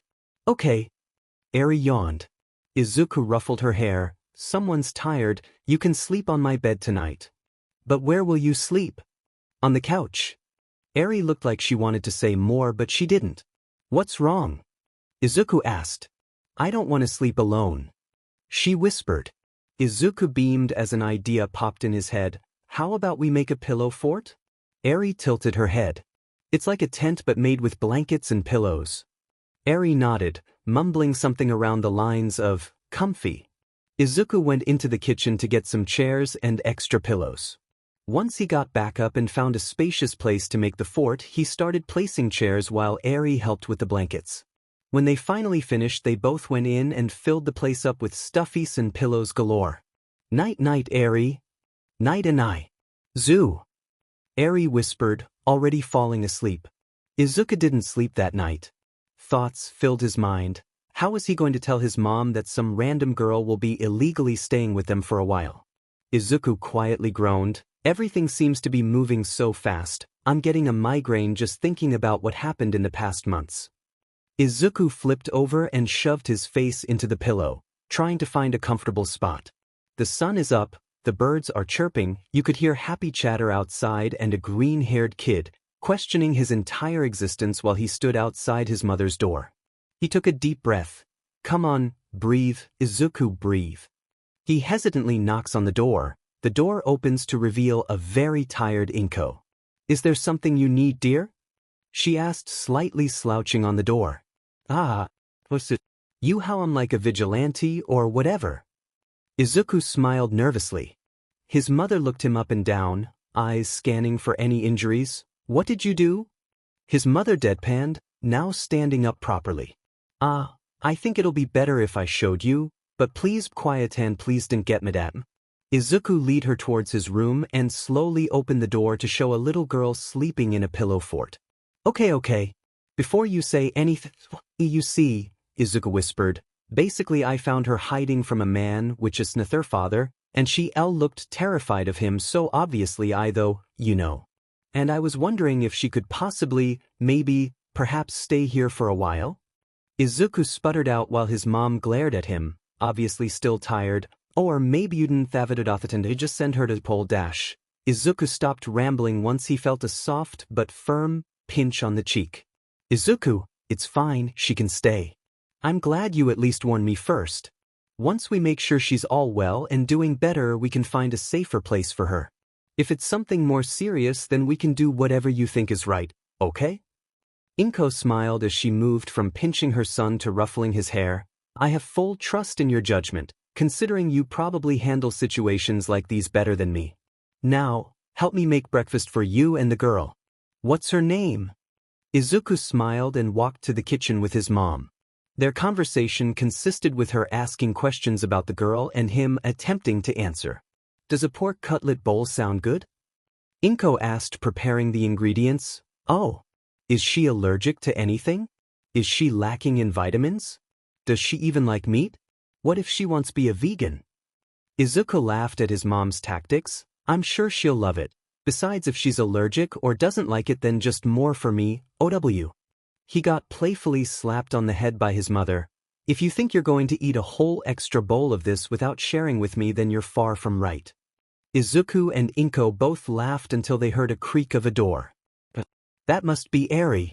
She's probably so confused right now. I'll go get her. Izuku says, putting down the ingredients he was cutting and walking out of the kitchen. Inko watched her son walk away, smiling. Okay, Eri. This is my mom. Izuku said, pointing to where his mom was stood at. You can just call me Inko, dear. Eri hugged onto Izuku tighter but managed at a small wave. Do you want something to eat? Inko asked, already placing down the bowls. Eri looked at Izuku first, only to find him just smiling. She looked back at the bowls and slightly nodded. Great. Do you like pork? Inko pulled out a seat for Eri to sit on. Izuku and Eri walked over to the seat while Eri asked, Pork? Inko hummed, Are you allergic to anything? Eri shook her head. Why don't you try it? I changed up a bit of the recipe, so I hope you don't mind. Inko rubbed her neck. Eri examined the bowl before sipping a bit of the broth. Her eyes widened and sparkled while she smiled. So I'm guessing you like it? Inko asked, pulling out a chair for herself across the table. Eri nodded while she slurped down a bit more of the food. After both Inko and Izuku said their thanks for the food, they also started eating. Eri stared at them with a warm feeling in her chest. Is this what it's like to have a family? She thought while slightly smiling and continuing to eat her food. Once he was done eating, he had to explain to Eri that he needed to go to school and that she had to stay with his mom. She seemed sad that he was leaving but didn't complain about staying with his mom. She seems to enjoy Inko's company. Eri was waving while jumping up and down as Izuku left for school. He turned around to face them and waved back. To be fair, his day was actually quite boring. Well, as boring as being friends with a girl who blew something up every 2 seconds and a guy who looks like he could really use some melatonin gummies can get. Aizawa. He heard someone yell, and then a huge weight could suddenly be felt on his back, that he managed to catch before stumbling. I can't wait to show you more of my babies. They're so freaking awesome. Mei yelled as practically the whole school turned their heads towards her. Izuku merely chuckled. Sure, why don't we survive lunch first without getting sent to detention from you screaming and disrupting everyone? He earned a light smack from Mei. You're starting to sound like Ida. She deadpanned. Hey Mei, hey Aizu, ho dash, Hitoshi started before getting cut off by Mei. Oh, so you use Izuku's nickname but not mine. She says, crossing her arms and yanking her body away from Hitoshi, which caused Izuku to stumble considering she was still on his shoulders. Hitoshi rolled his eyes. I'm surprised you guys haven't toppled over yet. Just how strong are you? Izuku smiled. Well, I've been trying to gain some muscle ever since junior high, so it makes sense. Makes sense? Mei's like 10 times your height. Stop over-exaggerating it. You're making me sound like I'm an ant. Well, about that, Aizu. Mei said, making Hitoshi laugh while Izuku just grumbled. Anyways, are you both fully ready for the sports festival? Mei asked, finally getting off of Izuku. Both Izuku and Hitoshi nodded while they got their lunch. That's great. Because I'm going to need both of you for the whole day to listen to how awesome my babies are. Hitoshi groaned while Izuku smiled and shook his head. He was seriously so lucky to have friends like his. Izuku took a deep breath, rubbing his temples as he double-checked his equipment again. Along with the roller skates and bow staff, he also decided to get more of the explosion-proof cloth that costed him a couple of his All Might merch. Not that he minds since he doesn't really like the guy anymore. Zuku? Are you almost ready? He heard his mom say outside the door. Yeah, I'm done. He responds, picking up his backpack and racing down the stairs. His mom greeted him with a smile. Make sure you do your best. I'll be watching from my workplace at any time I get. Izuku nodded with his signature smile and sprinted out the door. He was a bit early to school due to his excitement, but there were already so many people there. Hi Midoriya. Uraraka exclaimed, hee, it seems we're one of the only ones in our friend group here so far. She smiled, embarrassed. Izuku nodded. Are you excited for the sports festival? Yeah. I'm so pumped, I'm going to give it my all. Are you going to be participating? Uraraka asks. Yeah. I'm not sure how I'm going to do though. I've always wanted to be a hero ever since I was a kid, but considering I'm, quirkless, I'm not sure how I'm going to make it to a decent score since everyone has these amazing quirks. Uraraka's smile faltered and turned into a comforting one. I'm sure you'll do great, Mito. Even if you don't have a quirk, you can still do amazing. Maybe you'll be the first quirkless hero. Izuku's eyes widened as he looked up at Uraraka. Why, you really think so? Uraraka nodded with a determined look in her eyes. Thank you. Izuku whispered. Well, I think you should probably head to class now. I know how grumpy Aizawa can be. Oh, you've met Mr. Aizawa? Uraraka tilted her head. Izuku's eyes slightly widened as he thought, sheet. I shouldn't have said that. Think, thin dash. He helped me to the nurse's office when I fell. Oh, I hope you're doing all right, and yeah, you're right, I should get going now. See you soon, Mito. Uraraka waved as she ran off to homeroom. I'm so lucky I have actually met him as Izuku Midoriya, or that would have been awkward. Izuku sighed as he tried to maneuver through the thick crowd of pedestrians. There are so many people here, should I try to buy some food before? No, I'm going to be late if I do. He mumbles until he reaches his homeroom. Good morning. A loud voice called in English once everyone was in their seats. If you all couldn't tell, today is the school's sports festival. I'm sure you guys have already decided on your support items, if you're participating, but you can still ask for last-minute items as long as it's not too difficult to make in our short amount of time. All support items you asked for that cannot be fitted in your backpack will be located in the support department, so if you have something you need to get, then I am dismissing you to go get it now. A couple of students left at his dismissal. Once they all left, Mr. Yamada continued again. If you are not participating in the event, you will go to the designated seats on the bleachers for students. It should have sign there saying which department it's for, but if you're not sure where to sit or there aren't any seats left, then ask a local teacher where to go or just sit with your friend from the other departments. You are all dismissed. And remember to go plus ultra. The classroom also screamed plus ultra with Mr. Yamada before excitedly leaving and heading towards the stadiums, support rooms, or the training areas to prepare for the school's biggest event. Although all of Izuku's gear could fit in his backpack, he decided to go to the support classroom anyway to say hi to Mei. He opened the door right as an explosion went off. There was dust everywhere, especially on Mei. Oops. Mei giggled. Hiiz. Do you need any extra gear? Izuku shook his head. Just wanted to check up on you. Mei engulfed him in a hug. That's so sweet of you. Mei let go of him and looked at her watch. We could probably close off the workshop now and head to our places before we're late. Izuku nodded in agreement as he followed Mei. He looked around and saw Todoroki talking to Kachin, who was looking like he was ready to kill him. Izuku's eyes lingered on Todoroki. He's always wanted to write an analysis page about him but was too shy to try to ask him to confirm his theories. He felt a tug on his sleeve. Look, there's Hito. Mei says before jumping up and down while waving her arms. Hito. This caused the insomniac to flinch and almost trip. Hitoshi looked up at them and started walking over with an annoyed expression. Do you need anything? He asked, glaring at Mei. We should all stick together if there are any group challenges.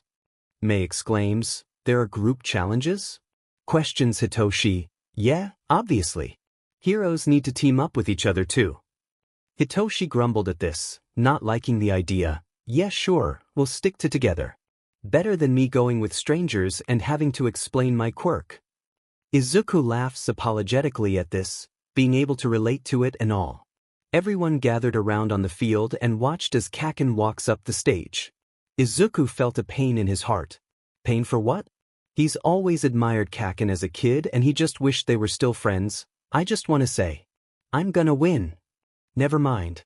Izuku took it all back. He couldn't help but snort as the whole crowd started booing. Midnight had announced the first game, obstacle course.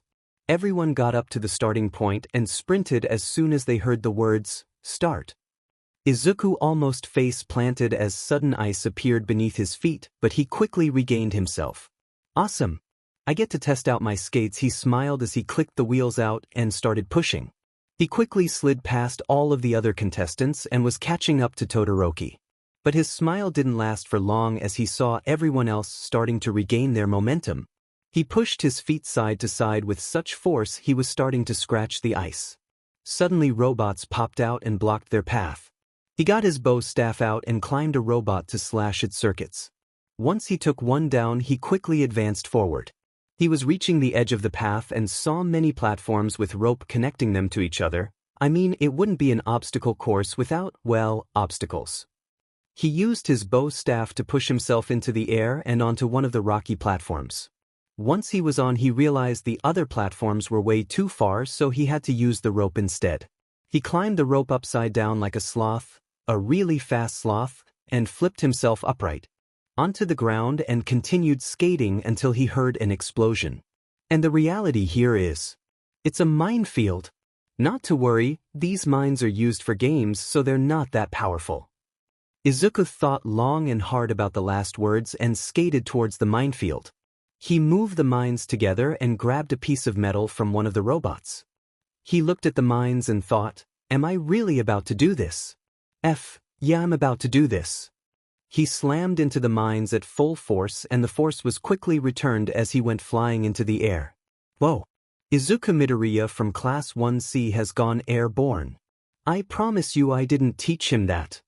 Yamada screamed as Aizawa's eyes widened. Izuku was quickly passing both Todoroki and Kaken, who were in the lead, and once he was lowered to the ground he slammed down the metal and used his arms to propel himself further. With his skates, he was sliding at a speed he could barely control. He passed the finish line. And his whole body crashed into a wall. He clutched his now bleeding nose before turning towards the camera and smiling as wide as his face would let him. Once more students piled in, he found Mei and Hitoshi. Hey. It's Mr. First Place. How was your makeout session with the wall? Mei exclaimed once she saw Izuku. Izuku turned red and rubbed the back of his neck, quickly changing the subject. So, what place did you guys get?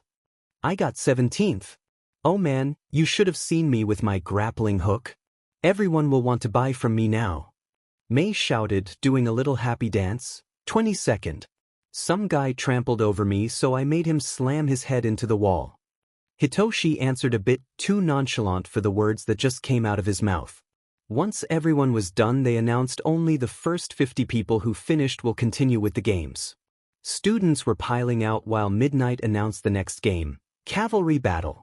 Many students groaned and others cheered at this. Points will be decided on what place you got in the obstacle course. First place gets 10 million points. Izuku instantly felt eyes on him and subconsciously tried to disappear into the ground. Too bad he's not Mirio. Who's Mirio? Izuku shook his head and focused back towards Midnight, who was announcing other people's points. After explaining the rules, Midnight gave them 15 minutes to choose teams. Izuku, Mei, and Hitoshi quickly gathered around each other. Who should we choose as our fourth teammate? Hitoshi asked. Mei scanned the crowd and spotted a nervous-looking girl. Hey Aizu, don't you know that girl? Mei, I can't see as far as you. Izuku replied. Short brown hair, roundish face? Looks like she's a lost child looking for her parent. Oh, Uraraka? Yeah, she's nice and her quirk is really useful. The three walked over to Uraraka and invited her to their team. Of course I'll join your team. I was kinda getting nervous there since Ida said he didn't want to team up with me. She nervously laughed. Once they decided that Izuku was going to be the rider, they got into position. Once the game started, everyone instantly aimed for Midoriya. What should we do, Mr. Man? Mei asked. Mr. What? Never mind. Just dodge everyone until the majority of students stop focusing on us. Izuku replied. I can help with that. Uraraka said as she sent a random person floating, causing their team to tip over. Once less people were surrounding him, Kaken instantly targeted Izuku. Deku! Get over here! Explosions blasted near Izuku's shoulder, but his team was fast on their feet. Another explosion aimed for Mei caused them to stumble. More explosions blasted in all directions, none fully hitting them thanks to the three on the bottom. Sheet, we can't keep this up for long. Think of something, Izuku. Think. Izuku's thoughts were cut off by Hitoshi suddenly shouting, You know. For someone who said they were gonna win, I expected better. What did US get on the floor? Kaken's team are now struggling to keep him up. While anger issues was thrashing around, Izuku's team managed to get away, only to have their headbands swiped by Todoroki. What happened to swipe or no swiping? Izuku mumbled as he looked back at Todoroki's team who were sprinting far away. Okay, change of plans. Try to grab everyone and anyone's headbands as quick as you can. The three bellow nodded and started sprinting. The swiped headbands left and right and quickly rose the ranks. Not close enough. Izuku thought before opening his mouth. Try to get people with higher points disqualified. But still mostly aim for the headbands. Once again the three below him sped up, but now they're random people floating and falling. Time's up. Everyone heard Midnight say. Izuku's team sighed of relief. They managed to get third place even though they didn't have the 10 million headband. Izuku flopped backwards, forgetting he was on Hitoshi's shoulders, and sent him and Hitoshi to the ground, causing the two girls to burst out into cackles. Uraraka suddenly got really energetic again and shouts, I'm so excited for the final game. I'm pretty sure it's a one-on-one fight. I hope I can see you guys on the stadium. Winning this means a lot for me and my parents.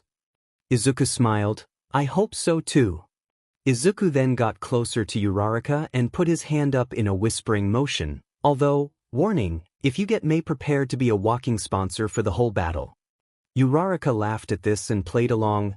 Aye, Captain. I'll keep that in mind. I have to go get ready now, break a leg. Not literally though, please don't hurt yourself. She smiled and ran off. Once they announced who fought with who, Izuku was a bit worried and excited. Alt-hot he had self-deprecating thoughts now and then that didn't mean he ignored any talents he had. In other words, he was pretty confident with the starting fights. What he was worried about were the last two fights. If Todoroki and Kaken both make it to the end with him, which he was pretty confident they were, then he would have to go up against Todoroki first. If he even survived the match with Todoroki, then he would have to face Kaken. He shivered at the thought of his childhood friend beating his to a pulp. He took a closer look at the chart and realized Hitoshi would have to go up against Kaken if he wants to advance from third place. Oh, his poor soul. Izuku pitied Hitoshi for having to deal with his not-so-friendly friend. Izuku went out to take a walk and stretch a bit, only to find Todoroki calling him over. You didn't use your quirk yet, you beat me and you got third place even though I got your headband. I will surpass you. Izuku was beyond confused and he was guessing he was bad at hiding it since Todoroki continued to explain, my father is Endeavor. Since he could never beat All Might he had me. Do you know what a quirk marriage is? Izuku's eyes widened. Once he was in possession of my mom, he quickly took advantage of it, trying to make the perfect quirk. Therefore I will beat you without using my fire side. Todoroki walked away. W8. Izuku called out, but Todoroki just ignored him. Izuku sighed and continued to walk down the hallway only to be stopped again. By all might. Just. Luck. Izuku thought. Young Midoriya, if you, by some chance, get a high ranking and are given a choice to transfer to the hero course, I do advise that you don't. Please understand that I am merely concerned for your safety and the safety of other heroes in training. I don't want to see another hero die. All Might quickly walked away, not letting him even react, with some sort of steam coming off of his body. Another hero die? Many heroes die, even with quirks. Geez, this man is giving me a headache. Izuku mumbled, quickly walking back to the waiting area, not wanting to get stopped by another person. He was resting his head on his hand as Hitoshi walked over to him. Just by looking at Izuku's frustrated, almost pained, expression, Hitoshi could tell something was wrong. Aizu? You alright there? Yeah, I'm Izuku started before getting cut off. No, you're not. Did something happen? Izuku sighed and mumbled something along the lines of, All Might. Hitoshi though about this for a second before coming to the conclusion. He knows you're quirkless and said something quirkist, or at least extremely rude? Izuku half-heartedly nodded, then suddenly becoming energetic again. Don't worry though, I'm not letting it get to my head. I've already made it this far. It still kinda hurts, you know? Hitoshi nodded in understanding. Well, come on. Your fight is about to start and you're going up against Edgy Bird Boy. Hitoshi said, making Izuku snicker. Izuku got up and stretched, hearing a satisfying pop, and made sure he was ready before hearing his name called for the tournament. His next couple of fights after Tokoyami weren't bad at all. He would even say he was proud of himself. He's come a long way, starting from a shy, quirkless, bullying target to a less shy, secretly a vigilante, quirkless, bullying target. He's also gained some muscles, occasionally pretending he was a big, strong, buff, 8-foot man when he flexed in his mirror, but if someone were to ask, he would deny that he's ever done or thought about doing such a thing. But now, he's a bit nervous and all of his previous pride had sprinted away into the horizon. He was up next with Todoroki. His first plan was to try to beat him and get that first place he's always dreamt about, but now he also wants to sit down with him and have a therapy session mid-battle. Izuku didn't have much more time to question his existence as he was called up. Once he was on the field, he and Todoroki shared eye contact. Well, more like Todoroki emotionlessly glaring at him while he looked like he was about to disintegrate and disappear. There was instantly an icy blast as the words, "Go," played, and it flung Izuku off of his balance and into the sky, but he quickly grabbed hold of the top of the ice and pulled himself over. Izuku extended his bow staff and swiped at Todoroki's knees. Todoroki froze the bow staff, giving himself enough time to move out the way and send more ice towards Izuku. Izuku yanked his bow staff out of the ice hold and slammed it into the incoming ice, shattering it. The two were fighting at such an insane amount of speed that to the crowd it merely looked like the movie Frozen but made by violent kids and an occasional green flash taking down Elsa's castle. Izuku snickered at the memory of his mom showing him the movie Frozen and ranting about how cool Elsa is, pun intended. Izuku's confidence was starting build up, so without a second thought he shouted, "You know, this would end so much faster if you used your fire side." This got Todoroki annoyed and made him more aggressive. Todoroki then responded, "Why would I use his quirk?" Izuku rolled his eyes. "Last time I checked, Endeavor isn't a 15-year-old with an ice and fire quirk. How could it be his quirk when he's not you?" Todoroki had a confused look in his eyes, so Izuku elaborated, "What I'm trying to say is, it's not his quirk, it's yours." Todoroki didn't look fully convinced, so Izuku such tactics and smirked. "I mean, like, if you're trying to make him mad, wouldn't he be more mad if you used your quirk on your own accord?" "No, that would make him happy." Todoroki deadpanned, his aggression still persistent as ever. "Sure, you're right, he would be happy for the time being, but imagine the anger he would feel once he realizes you're no longer in his control." Izuku then raised his voice, mocking a disapproving mother. "Oh my goodness, Todoroki, he would be terribly sad." Todoroki seemed to think about these words for a moment because his fighting grew calmer. He then looked Izuku in the eyes. "You asked for this." Fire filled the arena, melting the ice beforehand and caused Izuku to immediately switch from freezing to getting toasted alive. Still, Izuku persists. If anything, he seems to be fighting 10x harder than he did before. The crowd, ed and ed as they watched the battleground turn into an appealing dance of fire and ice, and the occasional green running around patting fire off of their clothing. Should have gotten fireproof clothes, DMN it. Izuku thought while running around trying not to get burnt alive, I need to end this quickly. Izuku got his bow staff ready and awaited the ice blast. Once the blast came, he quickly used the same tactic as the beginning and flung himself over it, pushing himself into Todoroki and sliding them near the edge. With one final push from his staff, Todoroki was out of bounds and the field was now visible to the crowd.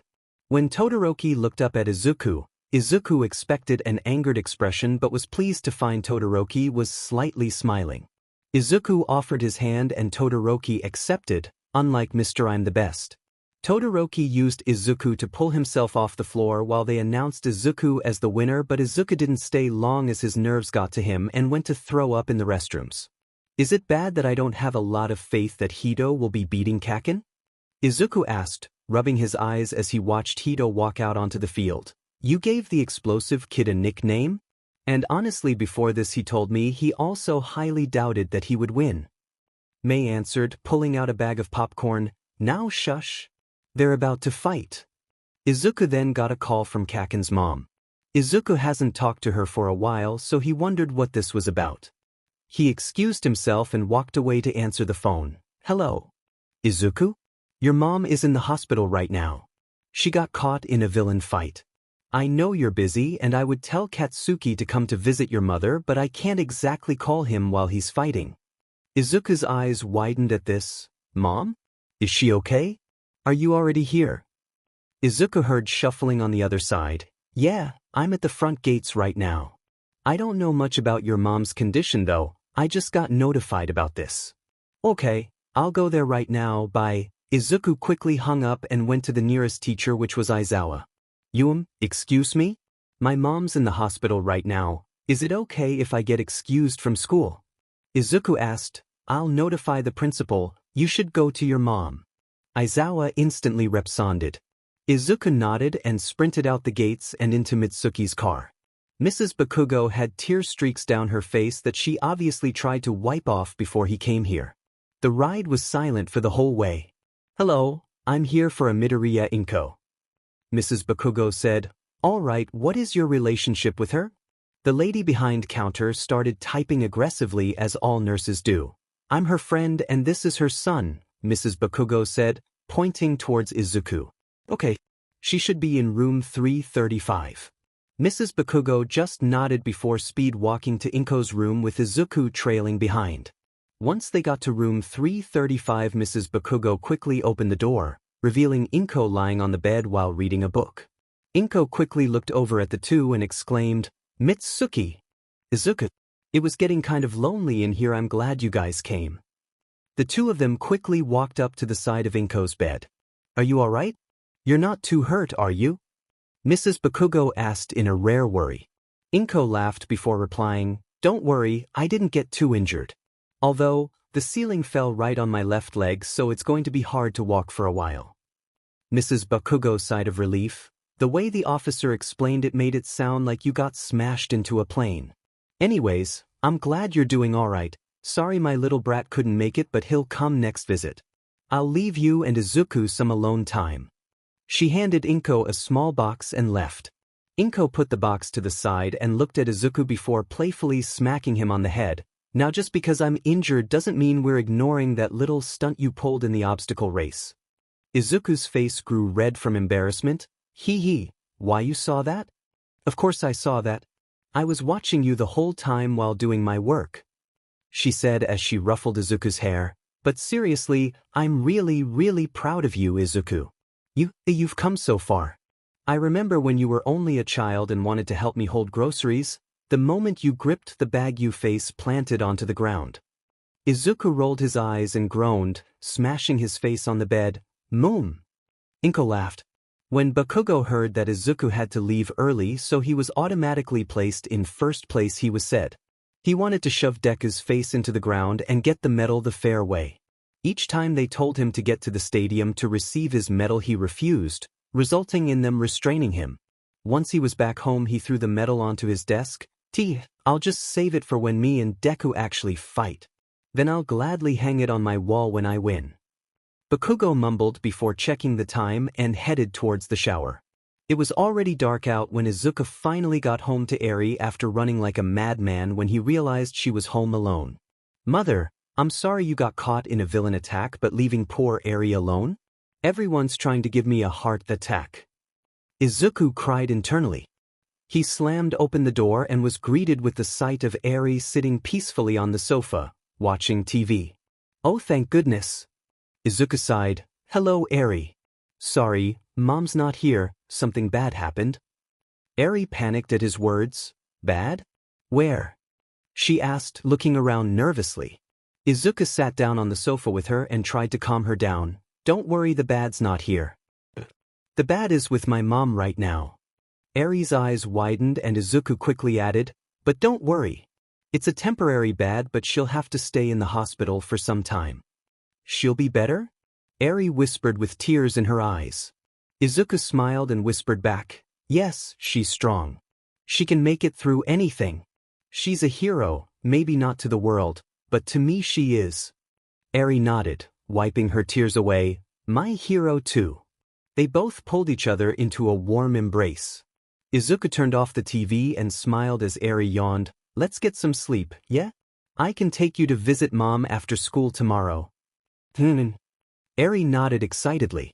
Izuku picked Eri up and went back into his room where the pillow fort still was. He tucked Eri in the blankets and was about to leave when he heard a sleepy voice say, Zoo? Izuku chuckled. Yes, Eri? You're my hero too. Izuku smiled, tears forming, as he watched Eri drift off into sleep. Yeah, I am a hero.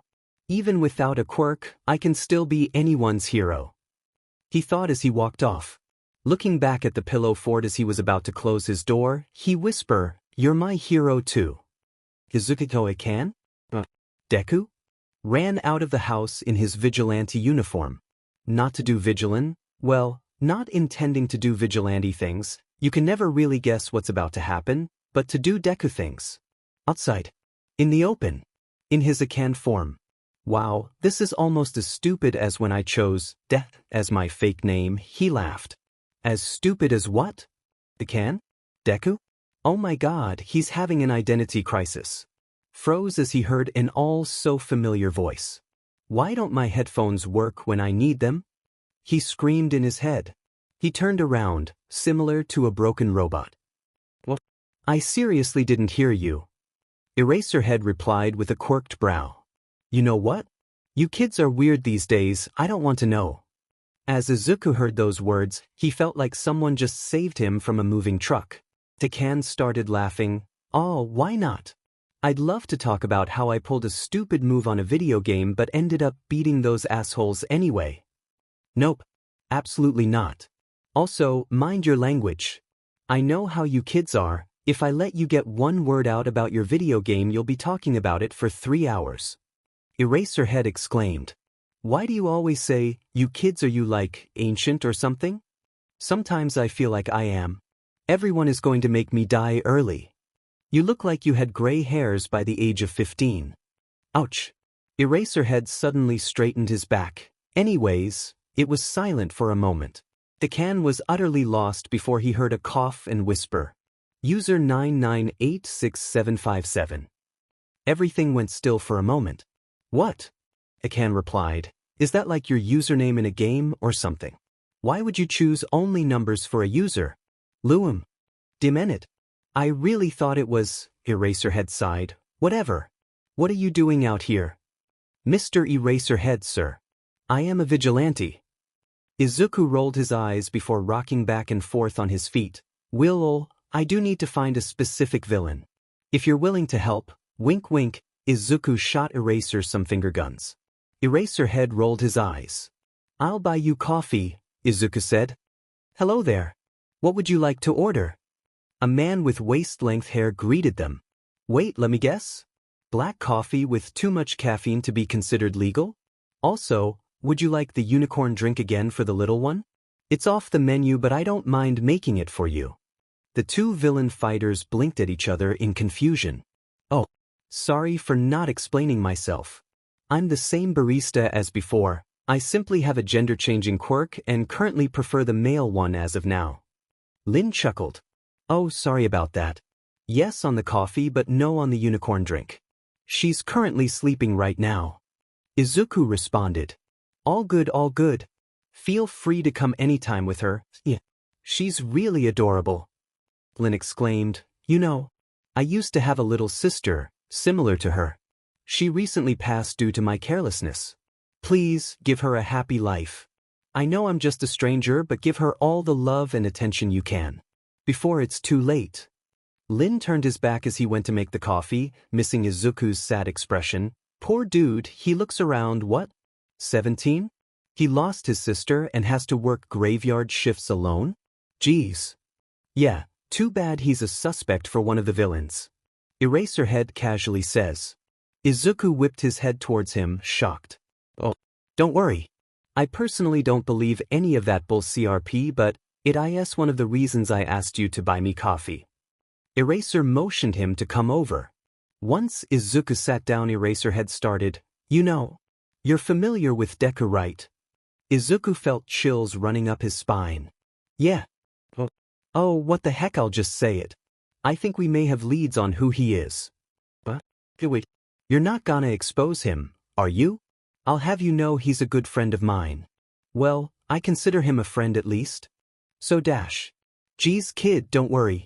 I'm not gonna expose him or whatever. I'll have you know I think he's a good kid. But the reason I don't want him to get caught is not because of police and legal issues. It's because of the UA principle. The mouse rat thing? Yeah. The mouse rat thing.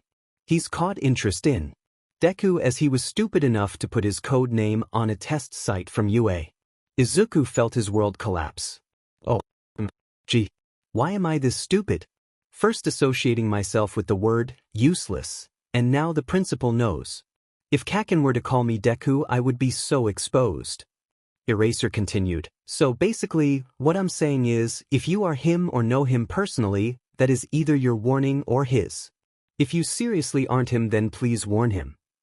Izuku nodded, feeling his heart sink deeper. I am so effed.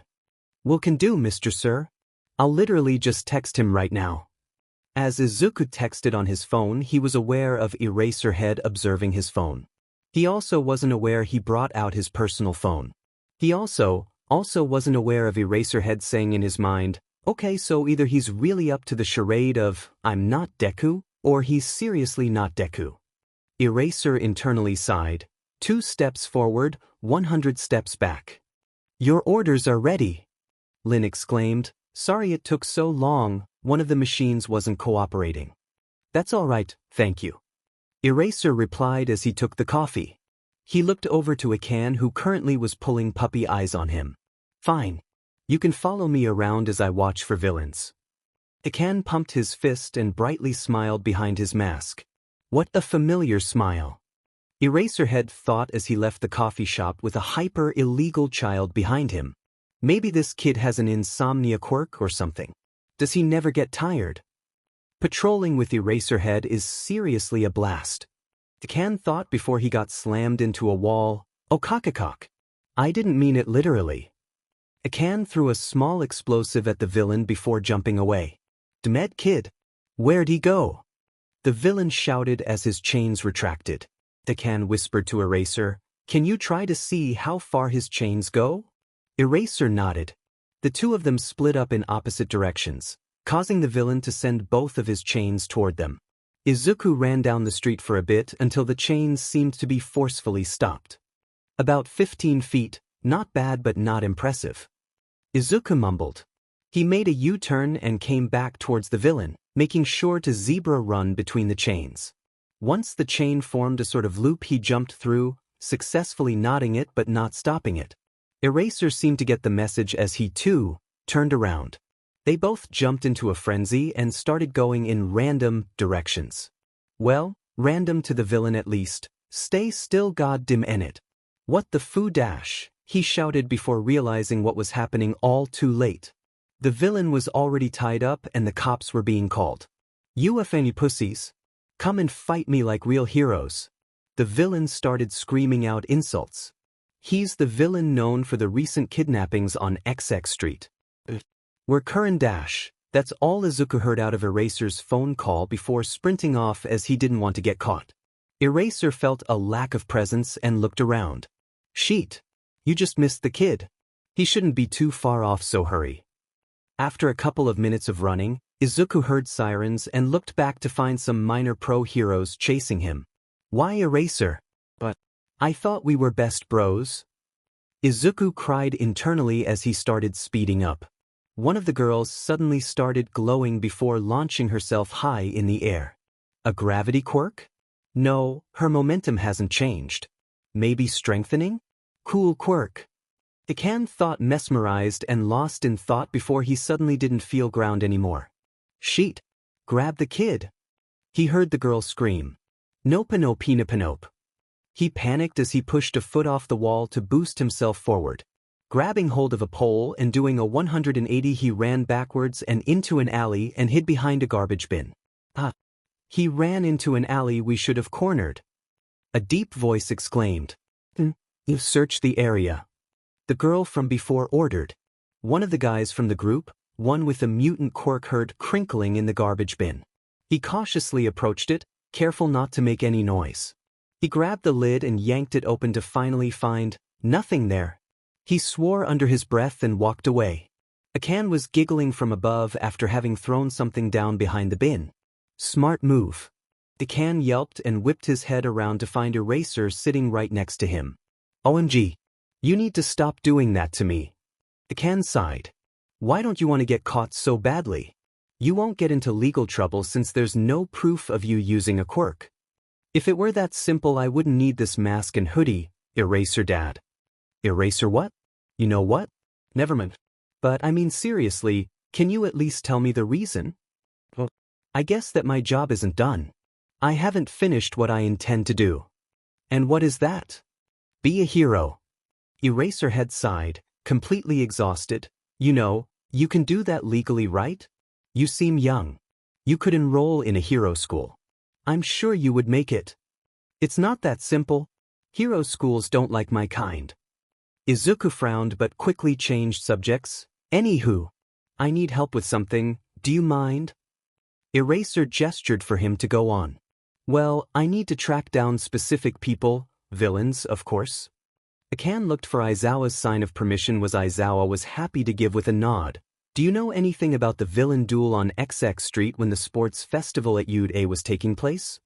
Eraser thought for a moment before responding. Not personally, but I do know the hero that was involved in it. Izuku looked at him curiously, eager to know. She's a small-time hero but a hero nonetheless. Her hero name is Raging Airplane. I know her personally, though it'd be weird if you just showed up to her house even in your civilian form. What do you suggest then? Izuku asked. You're a kid, right?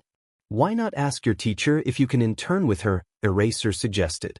Why do you assume I'm in the hero course? You may not be now, but you will be with how you performed at the sports festival. What? Okay, I know I'm a crazy nerd fan thing, but I didn't break into the sports festival and participate. Eraser rolled his eyes. Say that to the kid who had to get pulled out because his mom was in the hospital because of the exact duel you were talking about. Eraser suddenly cleared his throat and got up. Anyways, I need to go, my patrol ended a long time ago. Izuku stared at the shrinking form with his jaw to the ground. He smacked himself a couple of times, yelling curses. Oh my god. I'm so stupid.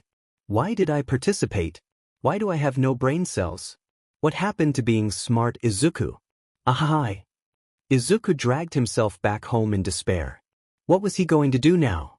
Aizawa chuckled as he heard distant yelling. He knows he should probably turn the kid in so he could become a hero legally. Knowing the cops and everyone else, they probably wouldn't care and just throw him in juvenile. But he technically isn't even a part of the law, considering how rare quirkless kids are. Aizawa got a growing migraine thinking about the future paperwork. What if no. Bad Aizawa. You can't just let a kid do dangerous activities. Aizawa grumbled to himself as he came closer to his house. I'll sleep it off for now. Decide what to do. Later. Izuku ran to his house at full speed and jumped into his window and freaked out, slamming his head in his bed a couple of times and attempted suffocation via pillow. Ag! He screamed into his pillow that was failing at its job of killing him off. If I could literally die of embarrassment, these would be my last moments.